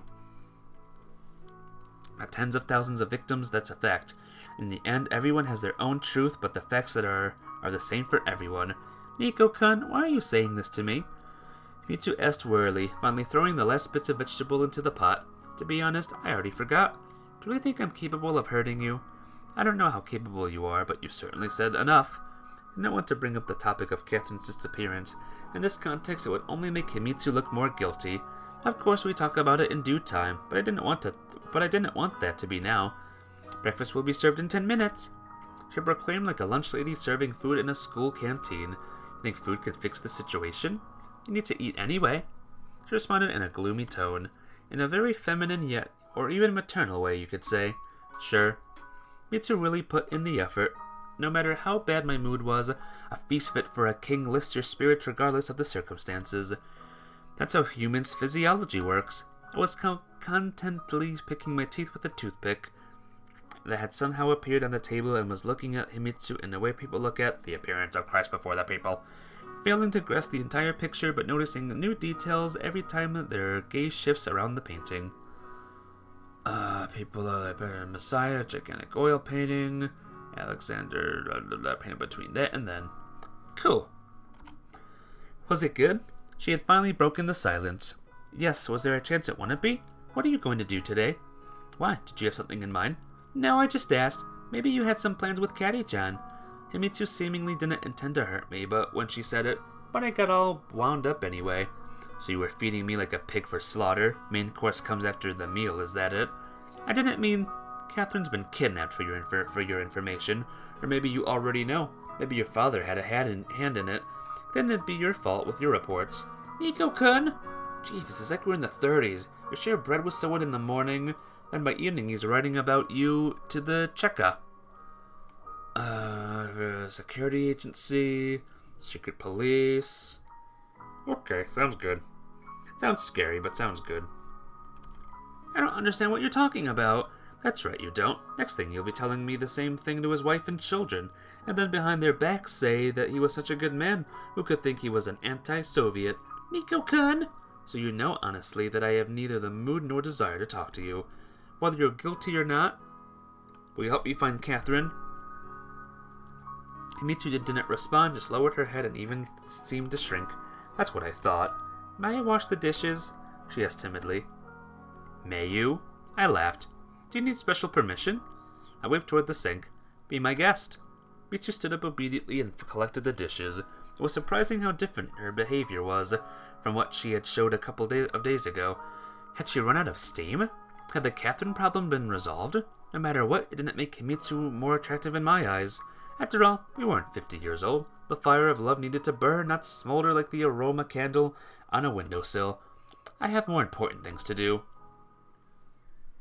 Walked out of the hall, put on my jacket, stuffed the wallet in my pocket, and grabbed the keys from the stand. Close the door when you leave. This time my conscience was quiet. She deserved it. On the other hand, somehow my resentment toward Himitsu had dissipated. It is probably the worst possible feeling. You don't feel angry with the person, you simply don't care anymore. But I also couldn't just neglect her. Bad parents are still parents, and Himitsu was still Himitsu, even if she's kind of lost it. There he is again. There he is. I was walking down the streets of Sunday Tokyo that were clad in the bright colors of autumn sails, and desperately gasping for the air. I'd definitely eaten too much. So to sum it up, Catherine's mother knew nothing of Catherine, Irina knew nothing of Catherine, Ita knew nothing of Catherine. Maybe Catherine had never existed in the first place, and I just made her up. The wrong game, sir. You're in the wrong game, Mr. Wright. And I thought I was kind of ready to believe the KGB and Japanese intelligence, the CIA, or rather, Cheryl Winters herself had none of my trust. She had behaved too weirdly yesterday, so I decided to finally get the truth from Catherine's mother. The street in front of their house was unusually empty, especially for a Sunday. The sun was shining brightly, ready to give its warmth to everyone who needed it, not demanding anything in return. Didn't look like there were many takers, though. Maybe they'd all gone to the countryside, were walking in parks or sitting in dark movie theaters. Anyway, I had more important matters to think about other than people's plans for the weekend. I rang the bell and waited for a while for a reply. Finally, a sleepy voice responded. Who's there? Mrs. Winters, it's me, Nikolai. A pause followed as if she was trying to recall who I was. Get up here. Finally, a distinctive signal sounded and the door opened. When I entered the apartment, Catherine's mother was already dolled up, even seemingly wearing makeup. Very good of you to drop by, she said as if she had been waiting for me. Really? I felt like our talk yesterday didn't end well. I guess, but as promised, I managed to learn something. You'd better sit down. Those words made my entire body tense. Catherine? She's fine. She smiled and continued. Although what I'm about to tell you may sound shocking, it's the truth. Cheryl Winters looked unusually serious. Catherine wasn't kidnapped. She returned to the U.S. to her grandmother. Her words sounded too casual, as if she was talking about one of many insignificant facts during a work meeting at the embassy. But yesterday you said, I don't believe it. I shouted and shuddered as if I'd been struck by electricity. Catherine's mother flinched. It's another one of your tricks. I don't know why you're doing this, but I'm sure that Katya couldn't do this to me. Have you ever thought that she did that exactly because of you? Maybe Mrs. Winters had been behaving so strangely yesterday because she already knew that Catharine had left for the USA. No. I wasn't trying to drive away the thought that this woman's words could be true. Why so suddenly? Doesn't look like she's pregnant this time, I said in a now much less confident tone. As far as I know, she didn't bother telling you last time either. Things are different now. I grit my teeth. Really? And why is that? But she told you. Her grandmother called me. Can I talk to this grandmother? Nikolai, don't you see you're in no position to demand anything? I don't understand why it would be a problem. Catharine said that she doesn't want to talk with anyone. Even with you? Mrs. Winters' only response was a sly smile. How very convenient. Nikolai, believe me, this entire situation is as unexpected to me as it is for you. And what if I don't believe you? Then you'll have to comfort yourself with pointless hope for something that can't happen. Won't be the first time. I parried without thinking. I just don't understand. What are you getting out of this? Has something happened to Catharine and you don't want me to know? Why do you see conspiracies everywhere? Maybe because you work for the CIA and conspiracies are your job. You better be careful with what you say for your own good. Or what? The question sounded daring, but I didn't feel that confident. Do you really not understand? Do you really think that by hiding the truth you are protecting Catharine from me? I've already told you the entire truth. She responded coldly and glanced at the phone as if she were expecting a call any minute. It's simpler for you without her, isn't it? Excuse me? Mrs. Winters frowned. Without Catharine, you can give all your attention to matters of national security. For a moment, real anger flashed on her face, the exact expression that evokes instinctual fear if you're facing a wild animal. However, Mrs. Winters quickly got a hold of herself and regained control over the situation. You're trying to insult me. I'm just returning the favor. Instead of lashing out, why don't you feel happy that Catharine is well? Was it her who told you that she's well? Because just a couple of days ago, things looked pretty bad. I can only envy your stubbornness. That is, your belief that my daughter loves you no matter what. This childish, naive confidence that love will overcome every obstacle. Do you really think Catharine is such an simple person? I didn't really know what she was implying, but was afraid to show her that. At least I believe that Catharine can decide for herself. More empty words. She threw her hands up in the air, scoffed warily. Let's say she decides, you decide, and then what? You're going to take these decisions, sit down and look at each other? You mean you're denying even the possibility of it? At the same time, you don't seem to be very upset about her going to the USA. Cheryl Winters knit her brows and it was enough to understand she too makes mistakes. Nikolai, I promised to tell you that I had news about Catharine. I did. So I want to talk to her. Is Catharine really with her grandmother? And I don't see any reason why I can't talk to her on the phone. There are reasons. And they are? They are. They responded briefly and looked at the phone again. But I will ask her, and if Catharine wants to talk to you, we'll think of a way to organize it. Organize it? Jesus, it feels like I'm on some sort of talk show. Mrs. Winters, it's not a satellite link from Asia to America, just a phone call. It's 1987 already. Hello? Just give me her phone number, goddammit. Careful, Nikolai. Cheryl Winters was one of those women who don't need to be physically strong, have a gun or threaten their opponents. If she wanted to inspire fear, she did. Just can't believe this is really happening. It's absurd. You're trying to tell me that white is black and black is white with a straight face. And you know it full well. Is this cynicism? Hypocrisy? Pardon me, my English vocabulary isn't that broad. It is cowardice, but only on your side. She suddenly replied in pretty good Russian. It's the inability to acknowledge that Catharine's life doesn't revolve around you. You can say you love her, but is it really love? You've just persuaded yourself that you two should be together no matter what, even if it goes against what she wants. What if it wasn't Catharine, If it was any other girl, would anything change for you? Nikolai, just answer this question to yourself. Do you love my daughter, or do you love your love for her?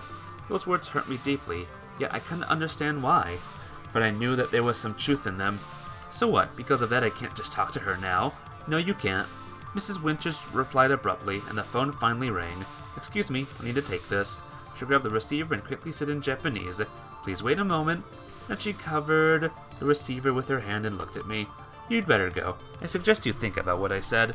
Well, arguing with her would have been not only stupid but rude. I walked out of the apartment and carefully closed the door. crap. She's in the U.S. Mitsu might still have been waiting for me at home, so I had no desire to return.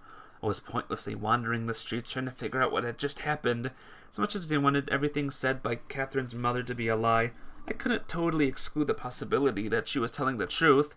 Of course, things were different now from back then. We were older, and the circumstances had changed. Besides, Katya couldn't have been faking the intimacy I felt these past few days. There we go. We know where she is. Mrs. Winters could throw around cliches about life all she wanted. It wouldn't change my feelings for Catherine. She just packed up and flew to the USA. Can you believe it? Just yesterday she could at most dream about it. I kicked a soda can on the road and turned out to not be empty. It flew like a shuttlecock and doused a random man on the street in the sweet liquid. Hey! He shouted immediately. Sorry, I said, swallowing half the letters. How dare you? He started to sound off, but I straightened up and looked down at him. Want to eat this can? And walked away, leaving him to drip. It didn't have to be that rude. I felt ashamed and even offended at myself. But wrath and anger were boiling inside me, not letting me focus. I had to relieve the tension as soon as possible, before I would really start to go off on people. The bar. The door chime gave a familiar ring, the bartender waving at me right away. Hey there. It was still quite early, so almost all the tables were empty. Any good news? I sighed heavily and sat on the chair at the counter. Pour me some beer. I need to calm down. Right this second. While the bartender was busy replacing an empty beer bottle, I was idly looking at the customers. To my surprise, I recognized Ellie among them.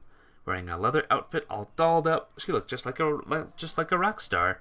You've got a real fine personalities here. I shook my head in her direction, and the bartender pulled a big mug of cold beer in front of me. Happens. He shrugged phlegmatically. With the club next door and all, do you know each other? We've met. And what kind of relationship do you have? The bartender scuffed, clearly implying something. We're about to find out. Walked to her table and asked, Is this spot taken? Ellie tore herself away from the sheet with notes and lyrics in English and looked up at me, surprised. Do we know each other? I'm asking myself the same question. Ah! She exclaimed suddenly. No. So you're...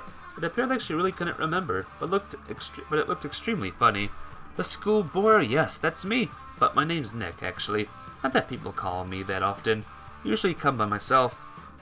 Your shirt's a little ripped, by the way. You should change your shirt. What the heck? Yeah. She said disappointingly, as if she'd at least expected me to be the Prime Minister of Japan. I need a drink. Because I have been reading for a long time.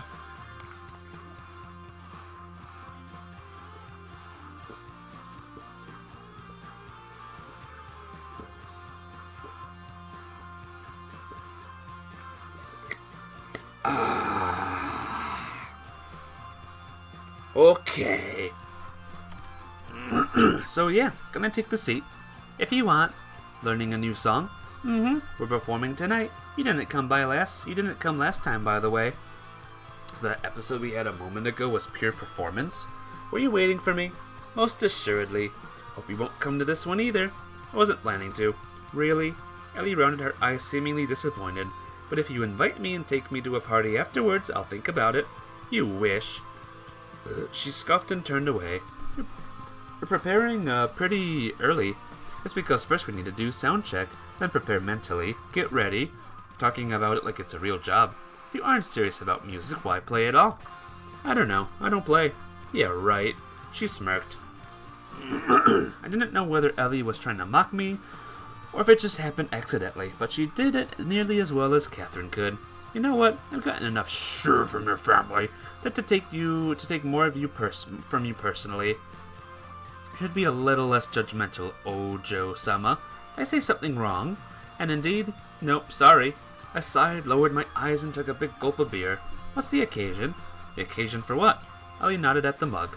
Well. I instinctively pushed it away and caught myself. What was the point of feeling ashamed now? And why did you start talking about my family? Never mind that, just a slip of the tongue. Well, keep going, since you started. I didn't start anything, I just picked the wrong words. It's not what I meant to say. What was it then?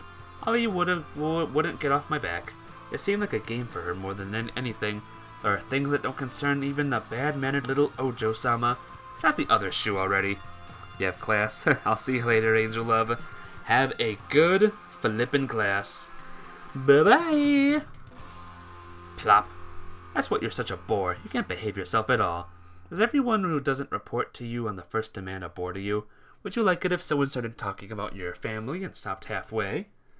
I don't have a family. Everyone has a family. I don't. My parents died in a car accident, and my other relatives are in the USSR. So how are you all alone here? She suddenly asked compassionately and even leaned toward me. This conversation began to tire me, mostly because Ellie was trying to stick her nose into things that had nothing to do with her. Whatever we said or didn't, it doesn't matter. Some people can dress themselves without servants. I dress myself. Her face flushed with embarrassment and indignation, becoming even prettier. I couldn't help but notice that Kobayashi Ellie wasn't just an ordinary nice-looking girl from a rich family who had access to the best cosmetic products and specialists, but a real beauty, one someone couldn't turn into even with 100 layers of makeup. Oh, fudge. I don't believe you. Prove it. What? See, does it feel nice when people try to get you with stupid stuff? She pouted in response, already starting to look like a spoiled child. Go away already, you're annoying me. She grabbed a sheet from the table and brought it almost to the tip of her nose, thus creating a barrier between us. As you wish, milady. I stood up, slowly bowed, and took my empty mug, walked to the counter. Ouch, Kolya. Looks like. Bartender made a silly pause, and I immediately realized what would follow. Your goose is cooked. If bad jokes could kill, you would be the cruelest serial murderer in the history of Japan. Put it on my tab, I said, and already in the doorway heard the bartender's deep voice. On the house. Haha, on the house. Naturally, a single mug of beer wasn't enough to make me drunk, but the headache came almost immediately. That nasty headache that's a consequence of too little drinking when the liver had sobered up faster than the brain. I rubbed my temples and started looking for a pharmacy. I thought there was been a pharmacy here. Or was it on the next street? There was Esperin at home as well as Himitsu. At least she might be there. I didn't get headaches so often that I really couldn't stand the feeling. Not the pain itself, even, but the constant, inescapable distraction of it. The conversation with Ellie had left me feeling weirdly incomplete, like when you can't answer a single question on an exam. It is the end of the course, and only now you realize that you've deprived yourself of an opportunity to gain an incredibly bit of knowledge. I was wandering the streets without a purpose or direction, but I didn't want to leave the familiar area, so in the end, I made a big detour and returned to the bar. A crowd of fans had started gathering at the club. Wasn't it too early? I stopped nearby to think, should I drop by for the Z Feels Z performance? Just the memory of Ellie, furious and embarrassed simultaneously, made me smile. Hi. Michael approached me. Now here was one of the people I wanted to see the least right now. What are you doing here? I asked with undisguised irritation. I came for the concert. People say that the granddaughter of the head of the school council plays in this band. Since when were you interested in rumors? So it's not true? He looked at me intently over his glasses. There are things that are so tied to an image of someone that you cannot picture him or her without them. If Michael was an RPG character, the glasses would give him permanent +10 intelligent bonus. You'll find out soon since you're here. Aren't you going to the concert? I was thinking of dropping by, but changed my mind for some reason. I replied with blatant hostility. You still can't forgive me for my interest in Catharine. Trust me, you're the last person she's thinking about now. Something happened? There was no need to tell Michael that Catharine was missing, but I was so annoyed and couldn't stop, like a Gloucester block on a Cooper's Hill, cheese rolling in wake. It only concerns me and her. I assume that it can be taken as an answer to my question then, regarding your attitude toward Catharine. Take it as whatever you want, but we are together again, if that's what you're asking. I blurted out and immediately caught myself. Hard to be together, separated by thousands of kilometers, and I didn't know for sure that Katya was still in Japan. Well, I'm glad everything is clear now. So what's next? You'll just step back? I haven't decided yet. A fit of rage overwhelmed me. What the f*** was this entire circus for then? Asking for my opinion, showing off your supposed honesty, all under the cover of our friendship? Why, if you wanted to fight for her from the very beginning? If you knew, it's not so much that I hate the fact that you like Catharine. She's a pretty girl, and a lot of people like her. It's this petty, mean-spirited game of decency. Hypocrisy and lies to my face. You know it too, but you'll never admit it and just keep hiding behind empty words. I just didn't want to affect your choice. Jealousy can fuel possessiveness. My choice. I laughed so loudly that many of the people gathered at the club turned to look at us. An American-style choice, I assume, with two seemingly opposed alternatives that are in fact the same. Like, we will good sir, but you can choose if you want it with lubricant or without. It's not like that at all. He replied less calmly this time. Prove it then. For example, forget about Catherine's existence. Trust me, she's not the person you need. I'd like to get to know her better and decide for myself. I'm not sure you'll get a chance. I smirked spitefully. You think stopping her from talking to other people is a sign of a healthy relationship? Maybe we'll just become friends. Who said I'd stop her from doing anything? So it's not about you? He stopped to think. Is this related to what we were talking about? Michael didn't finish the sentence, but frowned and looked at me like I'd said something unflattering about his mother. You haven't dragged Catherine into something dangerous, have you? Have you considered she might have dragged me into something? Well, never crossed your mind, did it? That's why I'm saying this girl is more than you can handle. I'm not saying that you're lying, of course. Lying? I didn't let Michael finish. My knuckles seemed to crack by themselves. Misha, I am about to break your face. He took a step forward. He was shorter than me and most likely weaker, but he kept standing there without any sign of fear.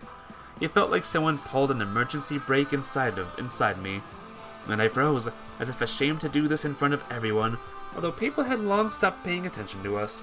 But you know, I don't want to get my hands dirty. You can spit in the eye of people like you, and you'd say it's morning dew.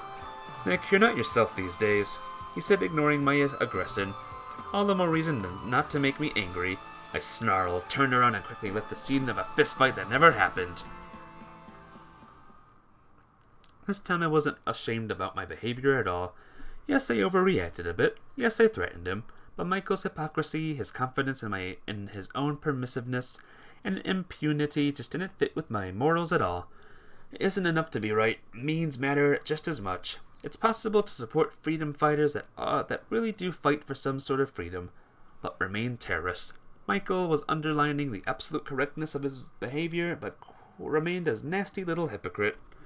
To some extent, it was all sophistry to emphasize the formal rightness of your actions as much as possible, purposely ignoring their absolute foul substance. While Michael was right about one thing, Catherine would have been safer with him. To be happy for a moment and then go 6 feet under, or to live a long life without ups and downs, an unremarkable but stable one. Did I have the right to make this choice for other people?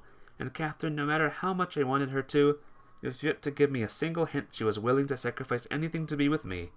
Well, okay, there was a hint, and a big one, but when it comes to Katya, it didn't mean much. This tiresome week was coming to its end, but there was no hope for the next one would be any better. I managed to spend the rest of the day walking around Tokyo. When I returned home, it was already dark. The light was on in my windows, and I had been expecting it, even if not entirely. It meant Himito decided to go on the offensive. Perhaps having realized Catherine had disappeared and she was left without a rival, she decided to bring out the artillery. So what could I expect next? A lace negligee? I didn't want to see Himito, not even because I was still mad at her. The mere thought of her, the sympathetic and commiserating expression on her face, made me want to run away. Besides, Himito hadn't become the different person overnight, no matter what I was accusing her of. And was she really that guilty? These days I was almost jumping on people. I couldn't talk to others normally or tolerate any objections. I was deaf to anyone else's feelings. Catherine, Katya. That was the only thing I was concerned with. I bought a bottle of sake at a store and headed to the park. I sat down on our bench and took a big gulp. As soon as I closed my eyes, I could easily imagine that Catherine was sitting next to me, absent-mindedly looking at the lake as usual. I could whisper something, quietly, addressing her, and imagine her reply.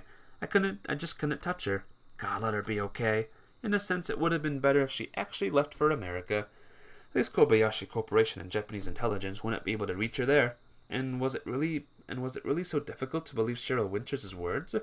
She really did look worried right after she found that note. What if the next day she was talking to me already knowing that Catherine was at her grandmother's place? Then her calmness was easy to explain. And if that were true, then Katya had left me. For the second time. Or perhaps not the second one. I think it wasn't long before that terrible car accident. We had agreed to meet on the weekend and go to the cinema to watch an action film. I couldn't even recall its name. Maybe Catherine didn't like it, or maybe she just got bored. Soon after the beginning, she began to complain that she had a headache. I didn't take it very seriously, because apparently I found the film interesting. Catherine whined for a little bit, but then went silent and sat there until the end of the film, looking like she was at the dentist. When we left the cinema, Katya snapped at me. Well, happy now? Yeah, interesting movie. Yeah, right, so very interesting, sitting there with a headache and shaking from each explosion on the screen. Oh, sorry, I didn't know it was so bad. I told you. Should have been clearer, I guess. You could have left if you asked to. A normal person would understand. She replied and made an expression so pained you'd believe she'd had her leg blown off by a mine rather than a headache. Sorry, I'm not a normal person then. I didn't like hearing all those unreasonable accusations. Next time, please be more explicit. There won't be a next time. She answered coldly, turned around, and started walking away at a definitely fast pace. Come on, Katya, stop, I'm sorry. I ran after her. Catherine was walking fast but not running, and it was hard for me to adjust to her speed while not looking silly. In the end, I had to move in short jogs. You're acting like I was keeping you there on purpose. It doesn't matter if you did it on purpose or not. It's a matter of principle. Principle, got it. Come on, I'm sorry. I tried to carefully grab her by the hand, but Catherine waved me off with such anger that I got scared for a moment. Hey, something this small shouldn't. Small things add up. Okay, then how about I sit through a 90-minute lecture on toxic masculinity and its role in a model of patriarchal society? Katya let out a laugh against her will. Her lips curled up, but she immediately got angry at herself for that and tried to put her serious expression on again. Do whatever you want. Seriously, you're reacting like I was keeping you there by force. She didn't reply and tried to speed up even more. It started to resemble an episode of one of those stupid Japanese prank TV shows. Katya, enough! I grabbed her by the hand and stopped her. Let go! She started protesting loudly and tried to break free, so I tried to pull her over and hold her in a hug. Let go! Won't until you calm down. The fight didn't last long. Finally, Catherine stopped resisting and just wanted to limp in my arms. All good, someone could have thought, but I knew the situation was possibly even worse than shouting and breaking dishes. I can't know what I'm doing wrong if you don't tell me. She didn't respond. All right? I asked timidly. Why did I suddenly remember that episode specifically? Maybe because Catherine hadn't gotten pregnant and left, we wouldn't have broken up anyway. When were we really fated to not to be together? And there was no such thing as a match made in heaven? I was running out of sake and myriad stars were shining in the sky. They seemed to be brighter than usual here. The city center with its excessive light pollution was just nearby. I raised the bottle and saluted to Aldebaran. For Catherine to be, I couldn't force myself to say alive out loud. Found. Even if I assumed her mother had been blatantly lying to me, there was nothing I could do. Whether Catherine had been kidnapped or had really returned to the U.S., I was just a witness, like Michael, like Himitsu. Unfortunately, reality wasn't concerned with my feelings. I didn't drink a lot, but that guy turned out to be pretty strong. Sometimes when you're drunk, the future tends to look brighter, and sometimes you just don't care about what tomorrow might bring. All problems seem to fade away into minor complications.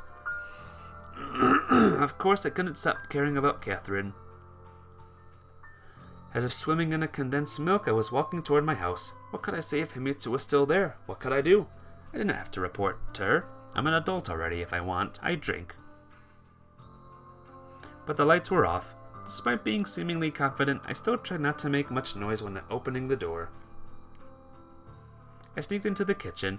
Dishes had disappeared from the table and the whole room looked somewhat weird. I gave it another look, trying to figure out what had changed. No way! I whistled. The thick layer of dust had disappeared from the shelves. The floor was shining and all the dishes were washed and sorted. I quickly checked the other rooms. They were too unusually clean.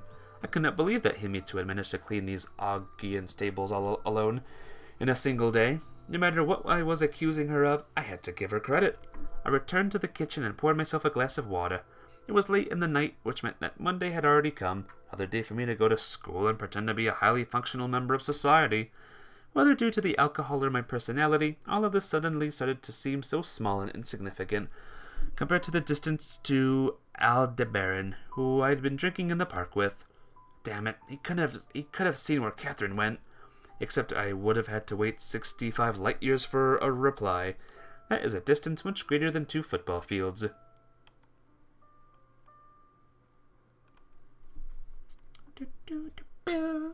Loading. It's a mysterious day. I woke up with a terrible headache and just spent a while staring at the ceiling. Strange, didn't seem like I had drank that much yesterday. My overall hungover condition was nicely accompanied by heartburn, which I normally wouldn't have after only a few days of drinking. I groaned and turned to the other side, and there was... Oh God. Himitsu. I swore in a whisper, but how? Why? I came home yesterday and went to sleep. I remembered everything. But yesterday's memories felt like they were hidden under a layer of cloudy quagmire water. I could see their shapes, but it was the memories themselves belonging to someone. What have I done? Wasn't that difficult to find the answer. I betrayed Catharine and used Himitsu. In a single moment, destroying everything even remotely still before in my life. Himitsu suddenly reached out to me. I froze, unable to move, and her touch pierced me like an shard of ice. Nico-kun! Suddenly, my own bed felt unbearably alien. Nico-kun! Mitsu opened her eyes and smiled. I wasn't responding, and apparently looked pretty weird. Nico-kun, what's wrong? How come you're here? What do you mean? I came home yesterday and you weren't here. What are you talking about, Nico-kun? Your surprise looked sincere enough to make me doubt myself. I don't know. Nico-kun, you can't drink that much. I wasn't really, while my condition was pretty similar to that of someone who's been soaking himself in alcohol for over a week. And then, as if alien memories started to float to the surface. What day is it today? Come on, Nico-kun, enough. How many days has it been? Nico-kun, it's not funny anymore. Nobody's laughing. I tried to get up, but I can only moan and flop back onto the bed. I'll bug a mirror and a bottle of sake, you say? Yeah, right. Well, I definitely hadn't drunk that much yesterday. However, that yesterday wasn't yesterday. What the heck? A month since Catherine's disappearance, her mother kept insisting that Katya was at her grandmother's in the U.S. These I don't like, these long walls of text that are in this game. Nothing to worry about. She categorically refused to give me her phone number. Seems strange. No way for me to change Sarah Winter's mind. Becoming more and more obvious that Catherine had disappeared from my life forever. Turned out they'd be easiest to persuade myself she really was in the U.S. because it was unbearable to believe that something had happened to her. Hitsumi couldn't miss such a chance. She would come every day. Virtually moved into my place, surrounded me with care. And I was so crushed by Catherine's disappearance that I just took it for granted. Cowardly rejoicing the fact that I didn't need to worry about everyday necessities. Other psychological needs followed. Didn't feel much of a spiritual closeness with Himitsu, maybe less than before. Okay. First happened by itself. Himitsu. Alright, this is sex stuff. I don't care about this. I'm gonna read it to myself and you can enjoy.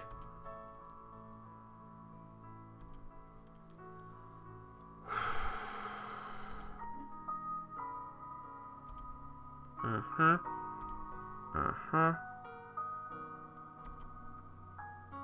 Uh-huh. Mm-hmm.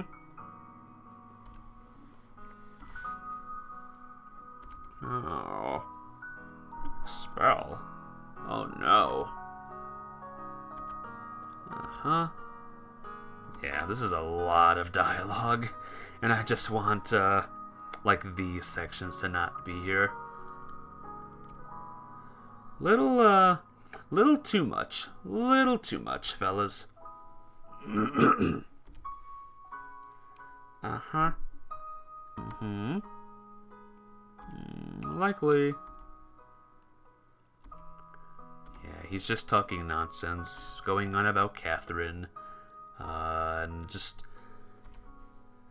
going on about how rough his life is or something.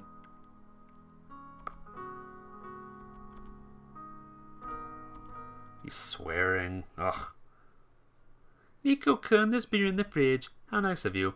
I grumbled. The mere thought of a beer made me feel sick, but at the same time maybe a little relieved. The idea of curing a hangover was helping it in of itself. Is it really there? It is, she smiled. Mitsu never drank with me, and for that alone I was already grateful to her, because I wouldn't be able to bear see her drink. I didn't even know why.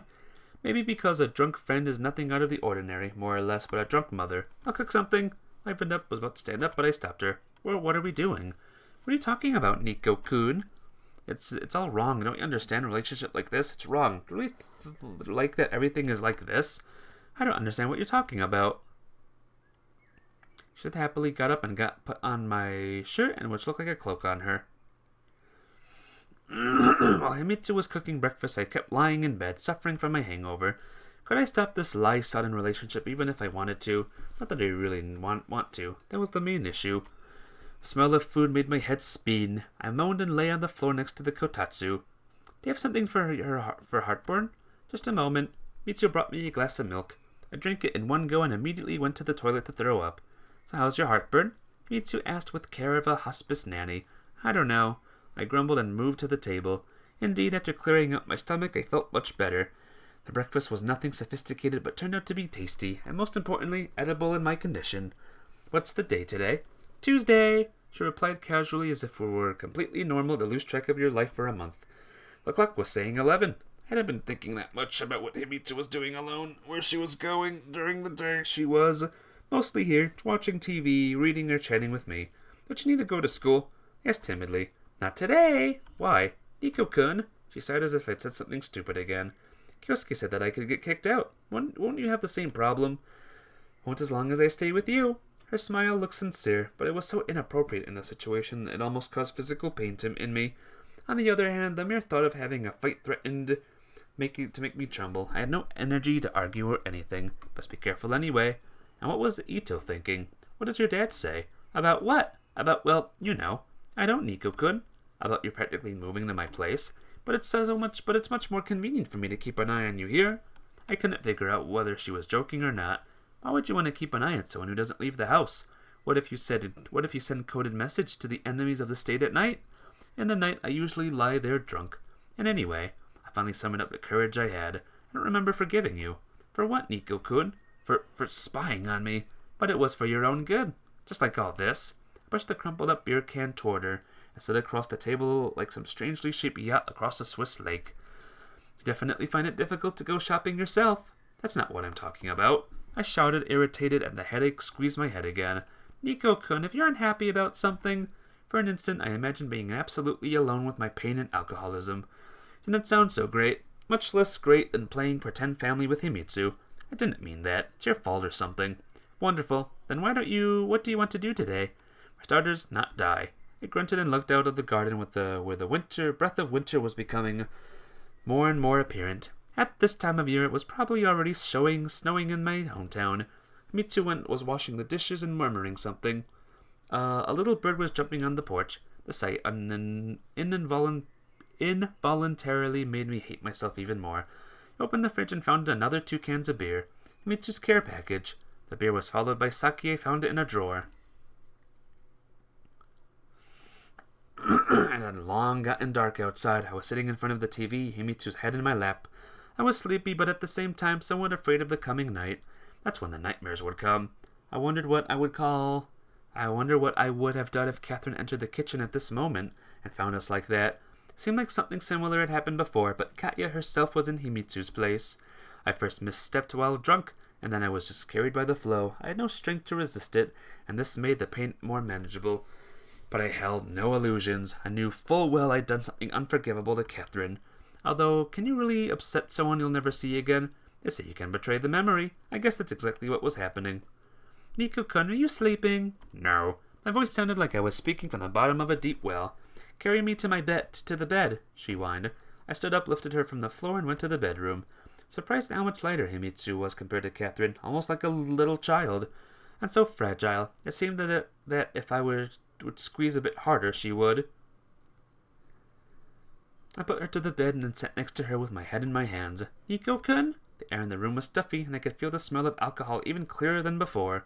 I'll open the door, okay? Just a bit, or we'll catch cold at night. I walked out into the garden and looked at the moon, whose shining light didn't feel as cold as usual. On the contrary, it seemed to be looking at me from the sky with some sympathy, its craters resembling the wrinkles of a loving grandma. Nico-kun, don't stay out there too long. I heard Himitsu's quiet voice reaching me as if from another world. Bathing in the moonlight, I suddenly felt strangely serene and calm. My problems mattered nothing on the scale of the universe. Even under the scale, they were minuscule. If only that would be enough to pacify my wounded soul, because it was stubbornly refusing to believe that losing Catharine wasn't the same as losing the meaning of existence from a single biological unit called Nikolai Anokin. Nico-kun! Mitsu called me again, in a louder voice this time. The night we had sex, inappropriate. Mitsu disappeared. Drunk as usual. Mitsu might not come back. No one at home. The lights were off. The place in general was abandoned. No one would return. House stood there quiet. A few days later, Kyosuke, Mitsu was transferred to another school. Right or wrong. She took more pain by doing that. Maybe she did. I wouldn't run away, turn away a toy. Don't blame Himitsu. This is a bad ending, obviously, so all this stuff doesn't really matter. This dialogue here. Like, yeah, bad things happen. Who cares? Why is it so long? I'm just reading it to myself.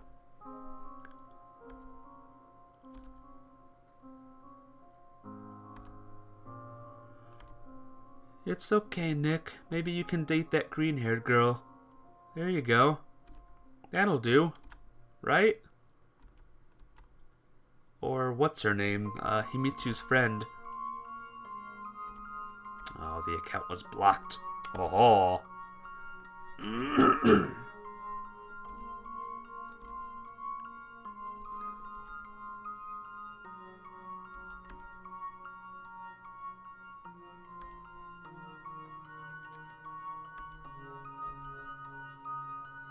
Well, I guess, he's doomed in this chapter, in this dead end. Oh my gosh. Oh, she wrote back. She said sorry. That's nice.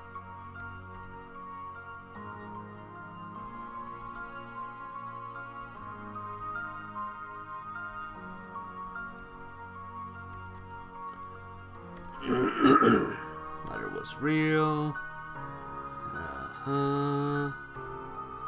Yeah, this is too much, guys. This is a little bit too much dialogue here. This is a dead end. Who cares?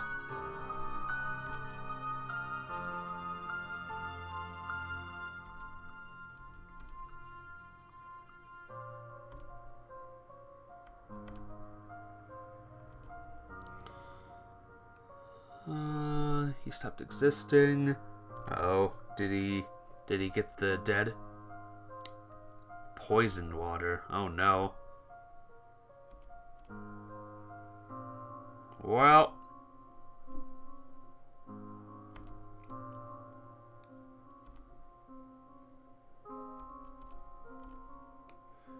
Oh my god. Okay, we did it. Bad end number 1 achieved! Woo! Well, that took a long time, but we did it. Bad end number 1. Just avoid. So, let's redo this. Let's get another ending. A better ending, maybe. And I actually forgot to get the guide up, so let me do that real quick. Let me do that real quick. Lot of money, rock and roll guide. Catharine. Okay. Here we go. We're on this one. Yes. Load save file. And let's go. Woo! Is anyone still here, by the way, or am I alone? If anyone's watching this on YouTube, hello there. Hope you're doing well. Hope all is good. So I wonder how long the other endings will be. Will they be much, much, much longer? Maybe a little longer, maybe the shortest ever. We'll see. on, we'll see. Hopefully we can, like, do it good. Dun, dun, dun, dun, dun. Alright, where are we? Hello. Hello, Mr. Bartender. Hello. Man, this is how long it took. Took a long time to get to where we are now, huh? There we go. Irina's evil.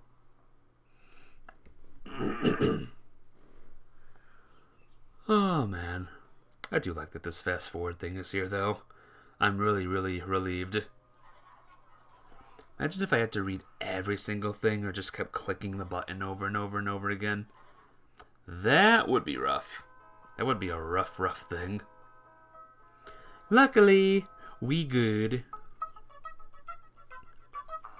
Alright, once we get to the choices, I'll be happy. I can see what the next choice is, work out what to do, and then we'll be good. Oh, hello, Ichinose. He did not appear all that often this time. He appeared like one other time.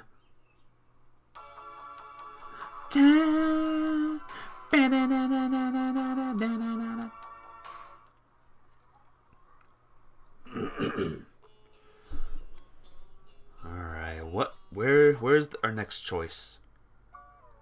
Here we go. Stay home, go to Catharine. Save 5. Go to Catharine.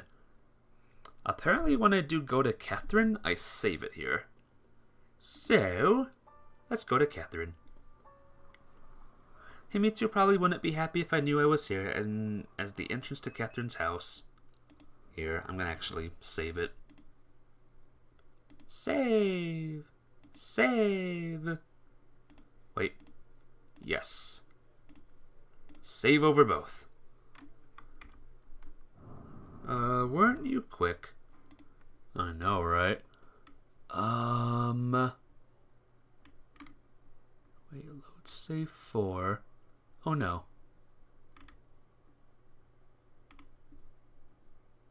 Wait, I got bad ending 1, right? How come it's saying go to save 5?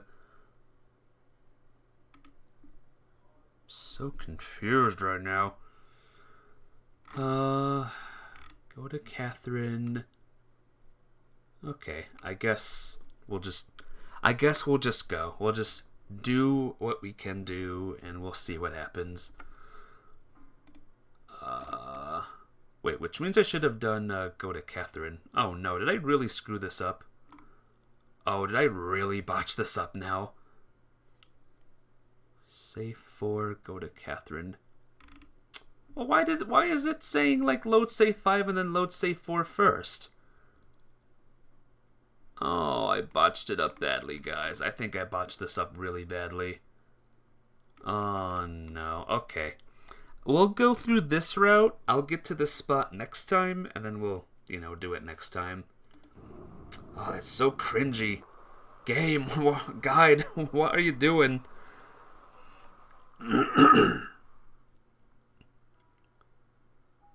Is this where she freaks out? No, she's fine. Himitsu's fine. She's alright. She's all good and happy and stuff.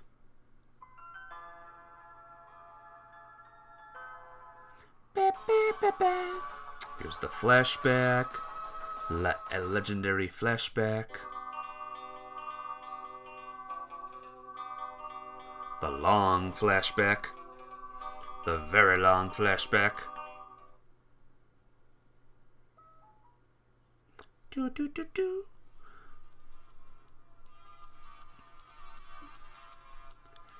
I got nothing really much to say, so just enjoy the fast pace. Enjoy the fast pacedness here. So let's see. Load save 4. I think I screwed up, guys. That's so annoying. What did it say?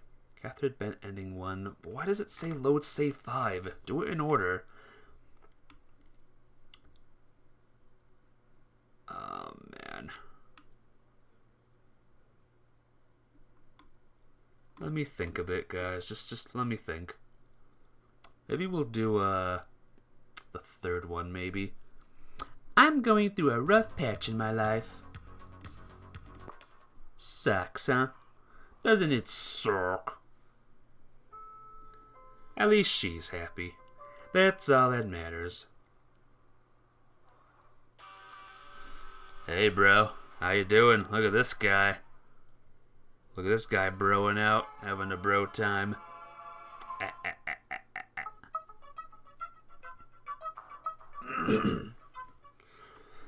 Yeah, I screwed up the order a bit, but whatever. We'll get through it. Maybe we can get another ending today. Can you believe that? Another ending? So let's see. Go to the movies is what I will do. Okay. And go to the movies and then save 6. Which will be save this one. Yay. Okay, let's go. To the movies. I love this movie. The movie known as Love, Money, and Rap Music. The alternate version of this thing. Alright, we'll just sit back and get ending number, whatever is next. Then we'll go from there. It's so annoying. Normally the endings would be in order. I don't know if it's the game's fault or the guide's fault. It did load save 5 first, and then it did load save 4 second. How does that make sense? Why would it be so weird and confusing? Oh well, whatever. Let's get through this the best we can. Hey Kagome, how you doing? Don't worry, we'll get to you very soon. Eventually, we'll get to you soon. Loading.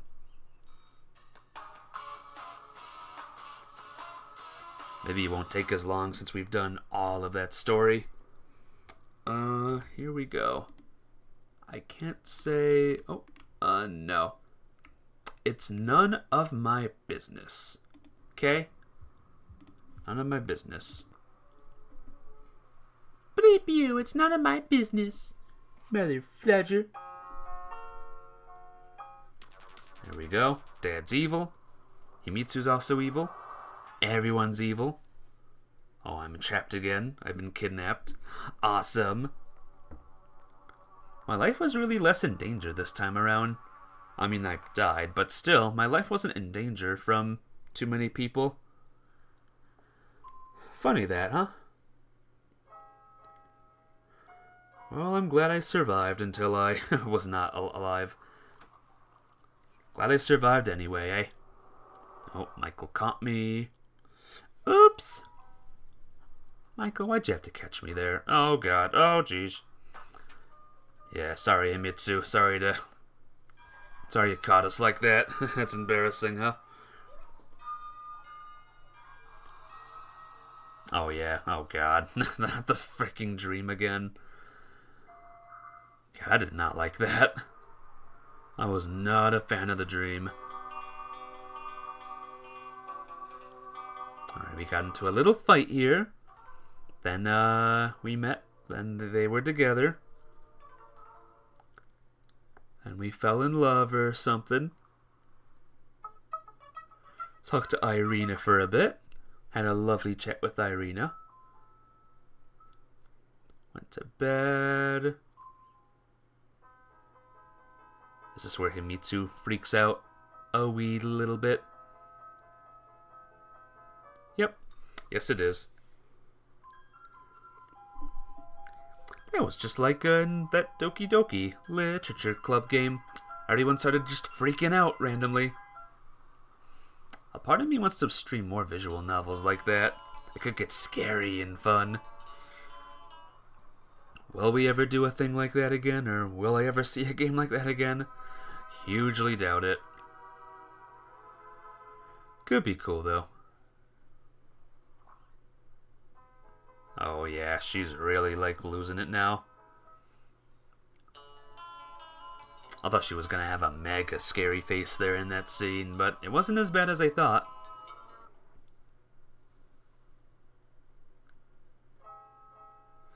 With a scary jump scare noise paired with it too.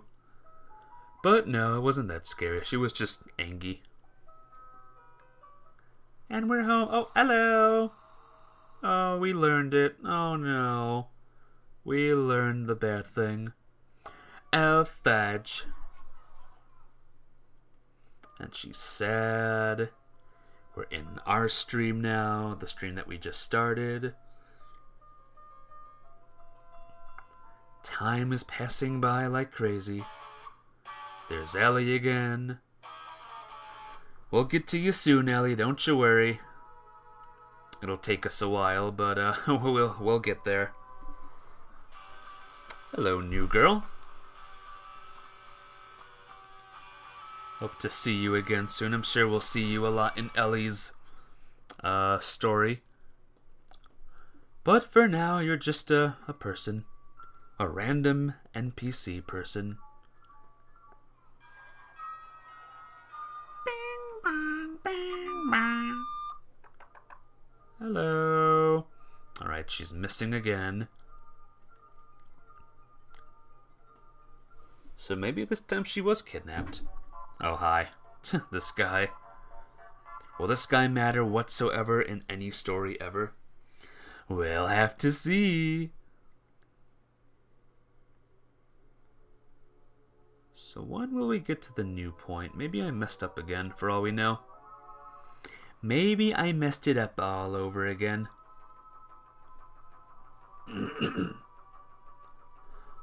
I did see the last choice, so maybe we have to find where the next choice is.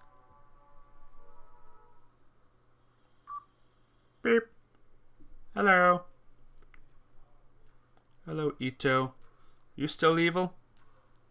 Is your daughter still crazy?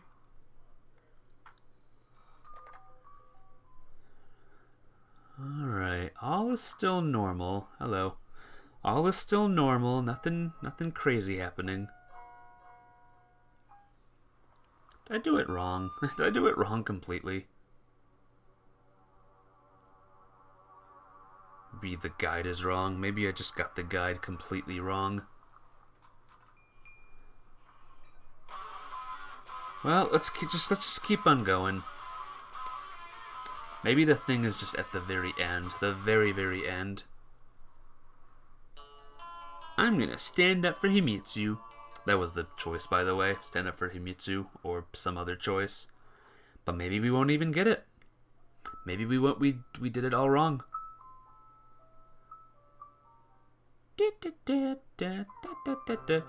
It often happens that the day after cleaning a room, you find how tidy it is. You may even feel like it was only just renovated. I didn't feel like getting up and ruining the peaceful picture with my presence. And I wouldn't have if not for Himitsu, who was leaning over me. Nico-kun, get up! What time is it? Late enough that we could be late for school. Half asleep, I didn't immediately realize what was happening. Habits formed over the years were stronger than my memory of the past few weeks. Man, why do I have to exist as a protein-based life form alongside of being a pure energy being? I pleaded. I made breakfast, Himitsu said joyfully. And then I finally started coming to my senses. Luckily, I managed just to avoid a hangover this time. I sat up in my bed and said, "Thank you, but I'm not planning to go anywhere today." I was trying to sound confident but not provocative.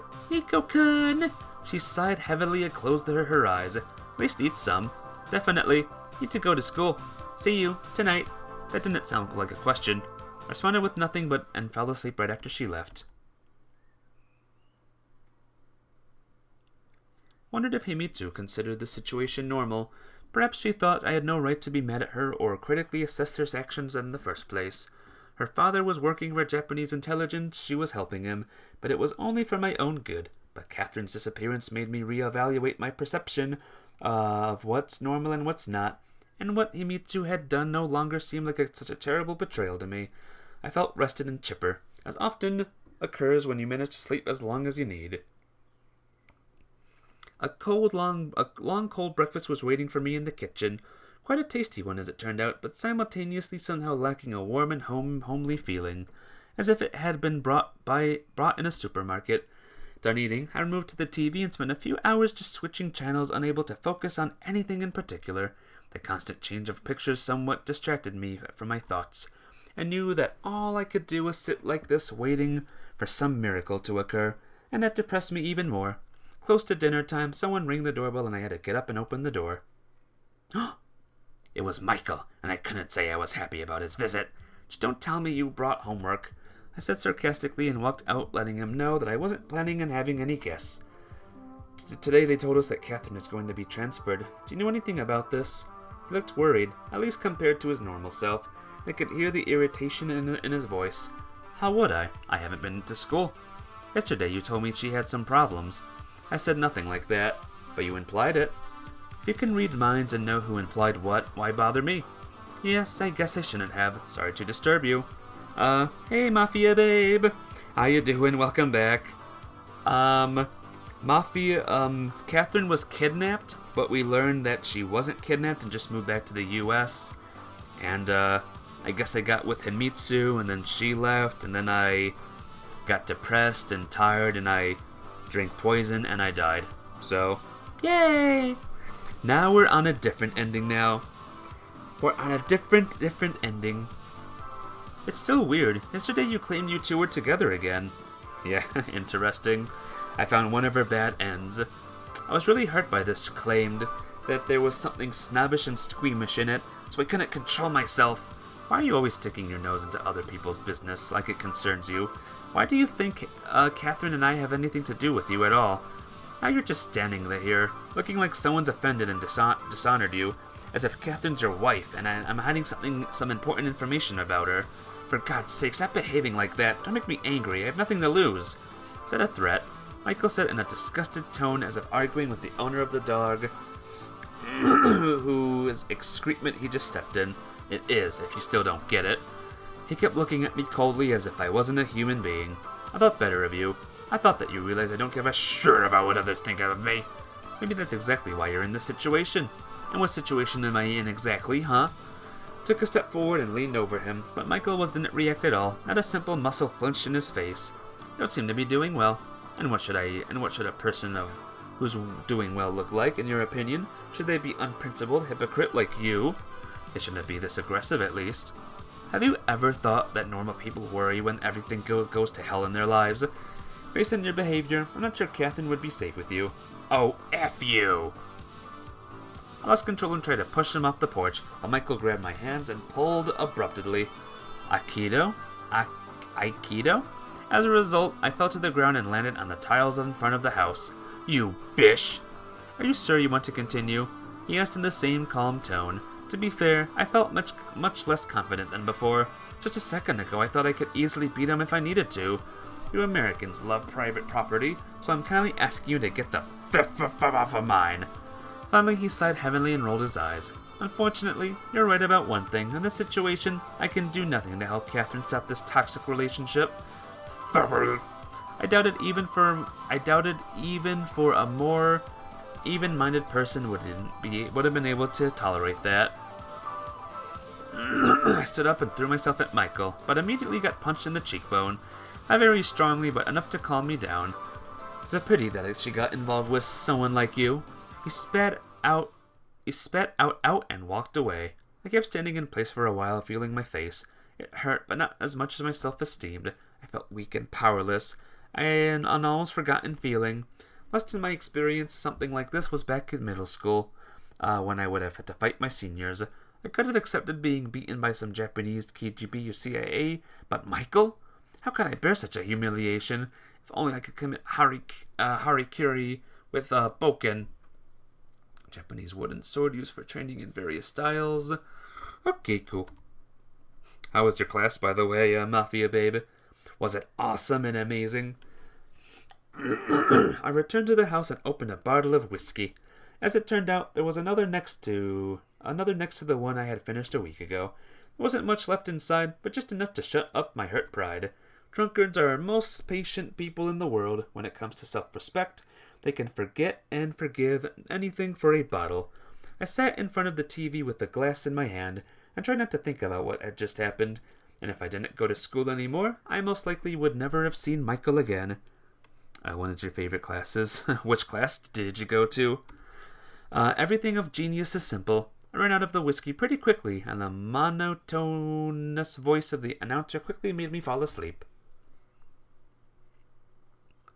Sleeping during the day is an art of true samurai, because there is always risk of waking up not remembering who and where you are, and sleeping in the day being drunk is really risky adventure. Nico-kun! A quiet voice reached my consciousness as if having traveled hundreds of light years. One big bruise. Oh, the voice could only belong to Himitsu. But what was she doing so far away from home, in another solar system, or maybe on the other end of the galaxy? Chemistry.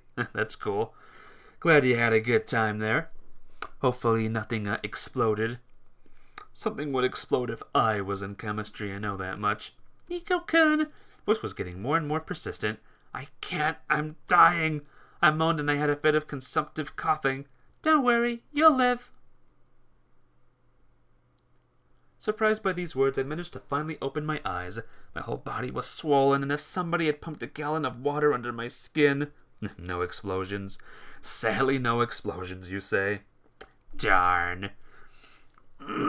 Excuse me. Himitsu was still wearing her school uniform. Apparently she didn't stop by her home first. What's with your face? What's with it? I touched the cheekbone Michael punched. Ouch! I fell. I lied. There was no point to it, but when you try to look like a good boy for so many years, it becomes a bit difficult to stop all of a sudden. If your mom doesn't know that you smoke, you will be hiding cigarettes from her even at 30. Nico-kun! She said heavenly and rolled her eyes. I fell on the bottle with my face. I searched around and showed her the empty bottle of whiskey. Good that it wasn't some other part of your body.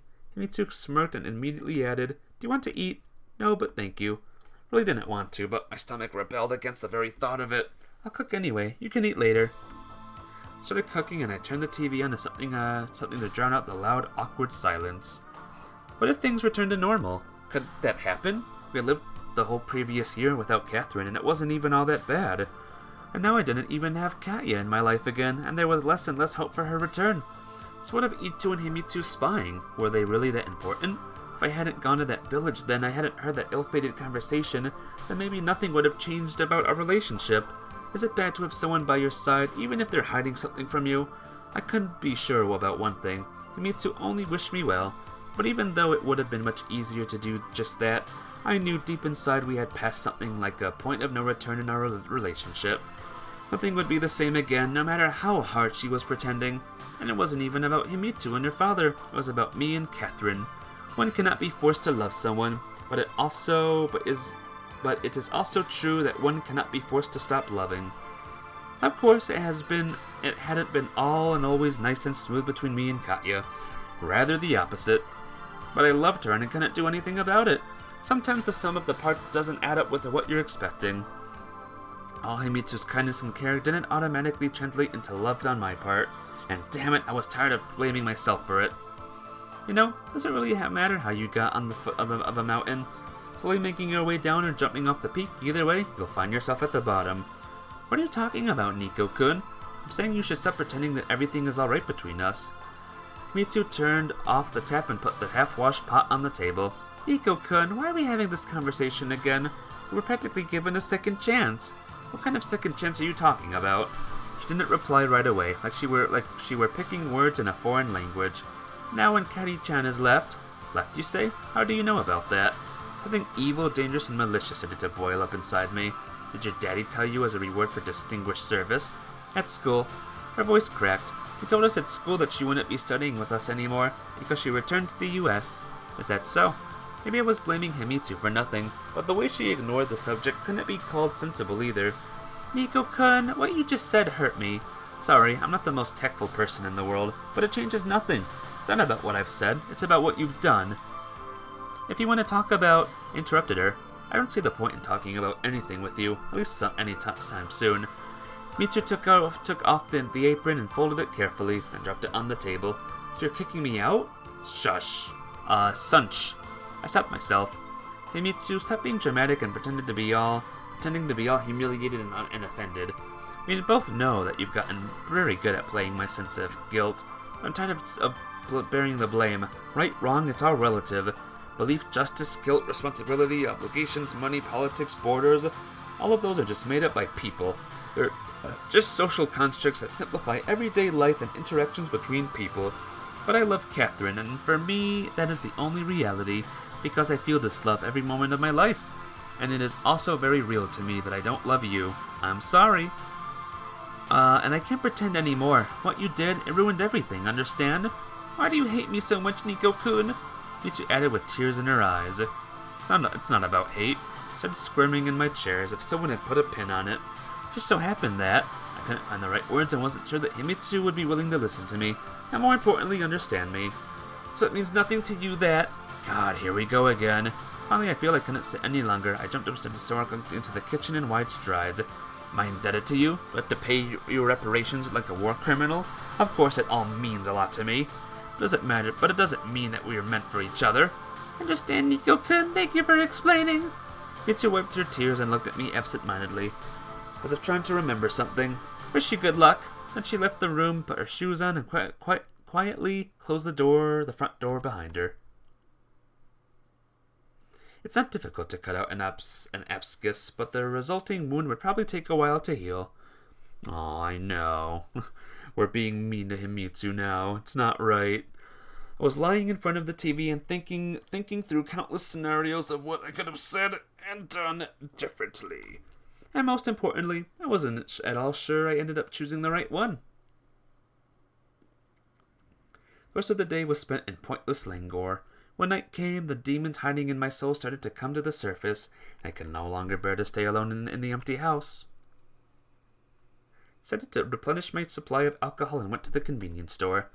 Japanese people don't usually buy whiskey at night, so it's not that easy to find a place that sells it, but I knew the area well and even had some contacts in the local liquor boutiques, which sold mostly Japanese sake. If I needed to, I could just knock on the door and get a bottle of whatever I wanted, even at 3 a.m. But at that moment, I wanted some whiskey, preferably the imported kind. Having stocked up, I was returning home in a cheerful mood. Weirdly enough, I haven't even had any yet. The street was drowning in half-darkness. The little areas illuminated by street lights seemed to be the only safe spots. The blackness between them threatened to swallow people idly walking along. I touched something small and seemingly valuable with my foot. I bent down and grabbed a wallet. Immediately, I heard somebody resigned sigh. I saw a girl leaning against a wall about 10 meters away from me, under one of the street lights. I came closer and called out to her.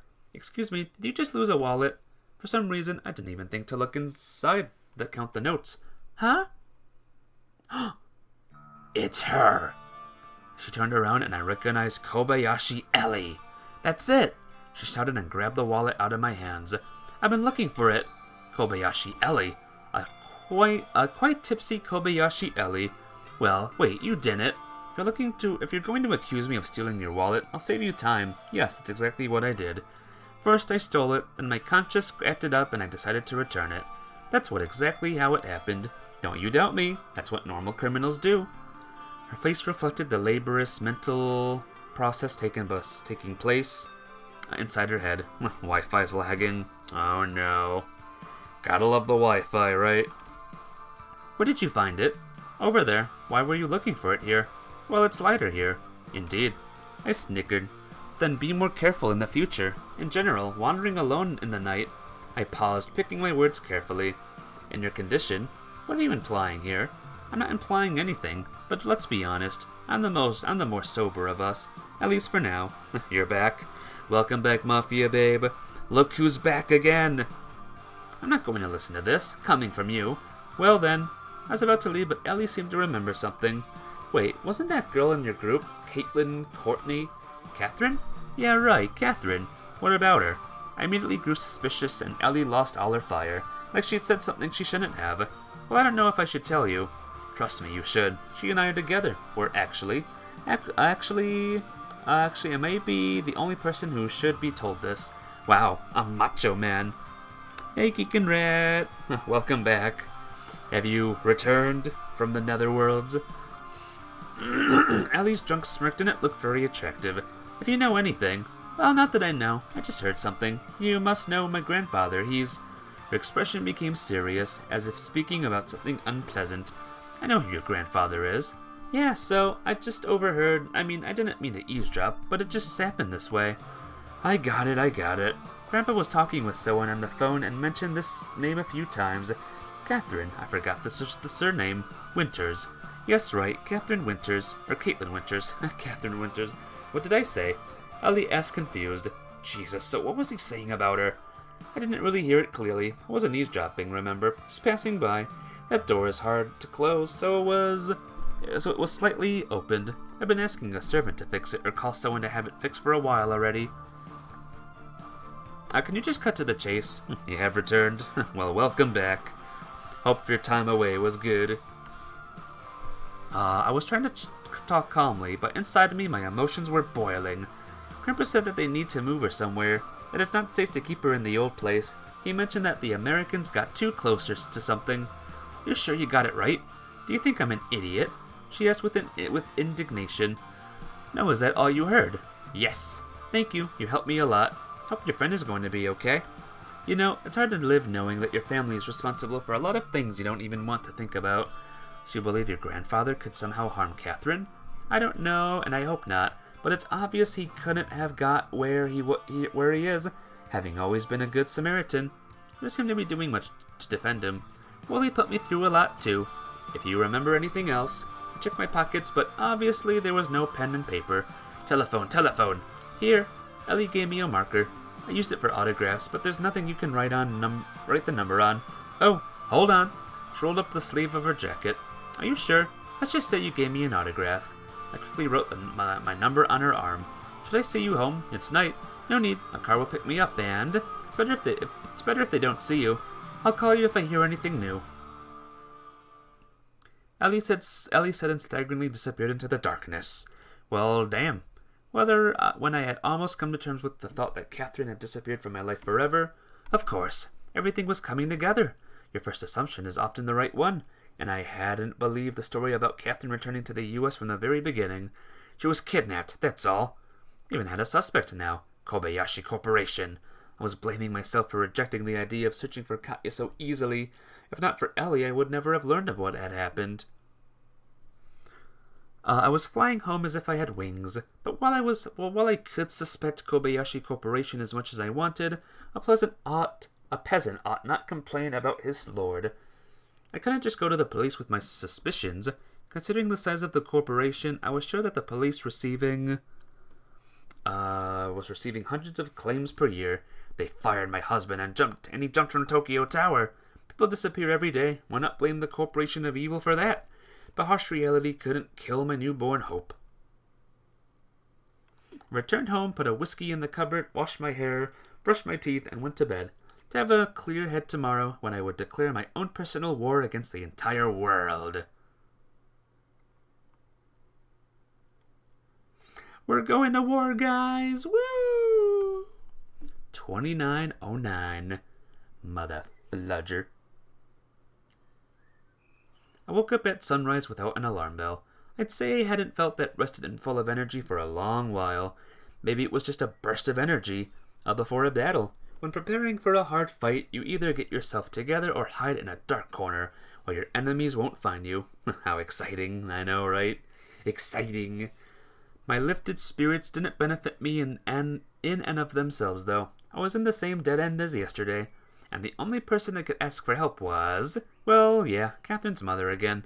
It was stupid to think I'd get anywhere more tangible from her this time, but I didn't have much choice but to be a broken record. I was shuffling from foot to foot in front of the door of her apartment and casting glances at my watch every 5 seconds, hoping that the hand would move faster. Wasn't it too early? What if I wake up Miss Winters? She'd be in a bad mood consequently. But the time for niceties had long passed, and nobody was going to be nice to me anyway. I confidently pressed the buzzer, and after a minute I heard a sleepy voice. That you, Nikolai? Yes, we need to talk. No doubt. She sat and opened the door.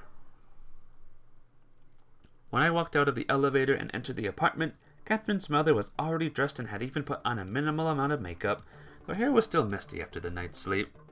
Overall, she looked pretty amusing, and I couldn't help but smile. Sorry I hadn't rolled out the red carpet. Excuse me, but I need to discuss something urgent. You always do.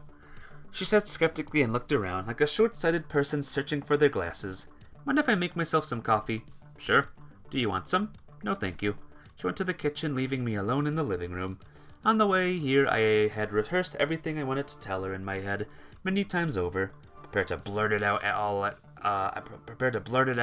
once, in a single breath, and now Mrs. Winters just waved all my confidence away with a single hand gesture. She was gone for a few minutes, but to me they seemed like hours. Catherine's mother returned with a big steaming mug in her hands, sat on the sofa, crossed her legs, and looked at me expectantly. So what did you want to talk about this time? I know Catherine was kidnapped by people from the corporation. I blurted out. Is that so? And where did you get this information from? From reliable sources. However you look at it, Kobayashi Ellie could hardly be called a reliable source. But on the other hand, she was the last person who had any reason to lie to me. And what are those sources, if I may ask? I'm sure you guarantee the anonymity of your sources in the CIA, so I hope you'll understand my desire to keep hers. Hers, is it? I bit my lip. Although my slip only reduced the number of potential informants to 60 million people. It doesn't matter. She's at least had no reason to lie to me. And I do. I only then noticed that Mrs. Winters was actually unusually serious, without even a shadow of sarcasm. I think so. Well, Nikolai, let's say you're right, she said after a pause. But how does it help us? Don't you think that I at least had the right to know the truth? Well, now you do. She responded phlegmatically and took a sip of her coffee. I'm really wondering, don't you feel ashamed at all? Should I? Alright, it's obviously too late to educate you. Suddenly, I felt a surge of confidence, perhaps because I knew I was right. I didn't come here to point fingers, although I don't understand how you can be so calm knowing that your daughter has been kidnapped. Or maybe you're hiding something else from me. I've already told you everything I deem necessary.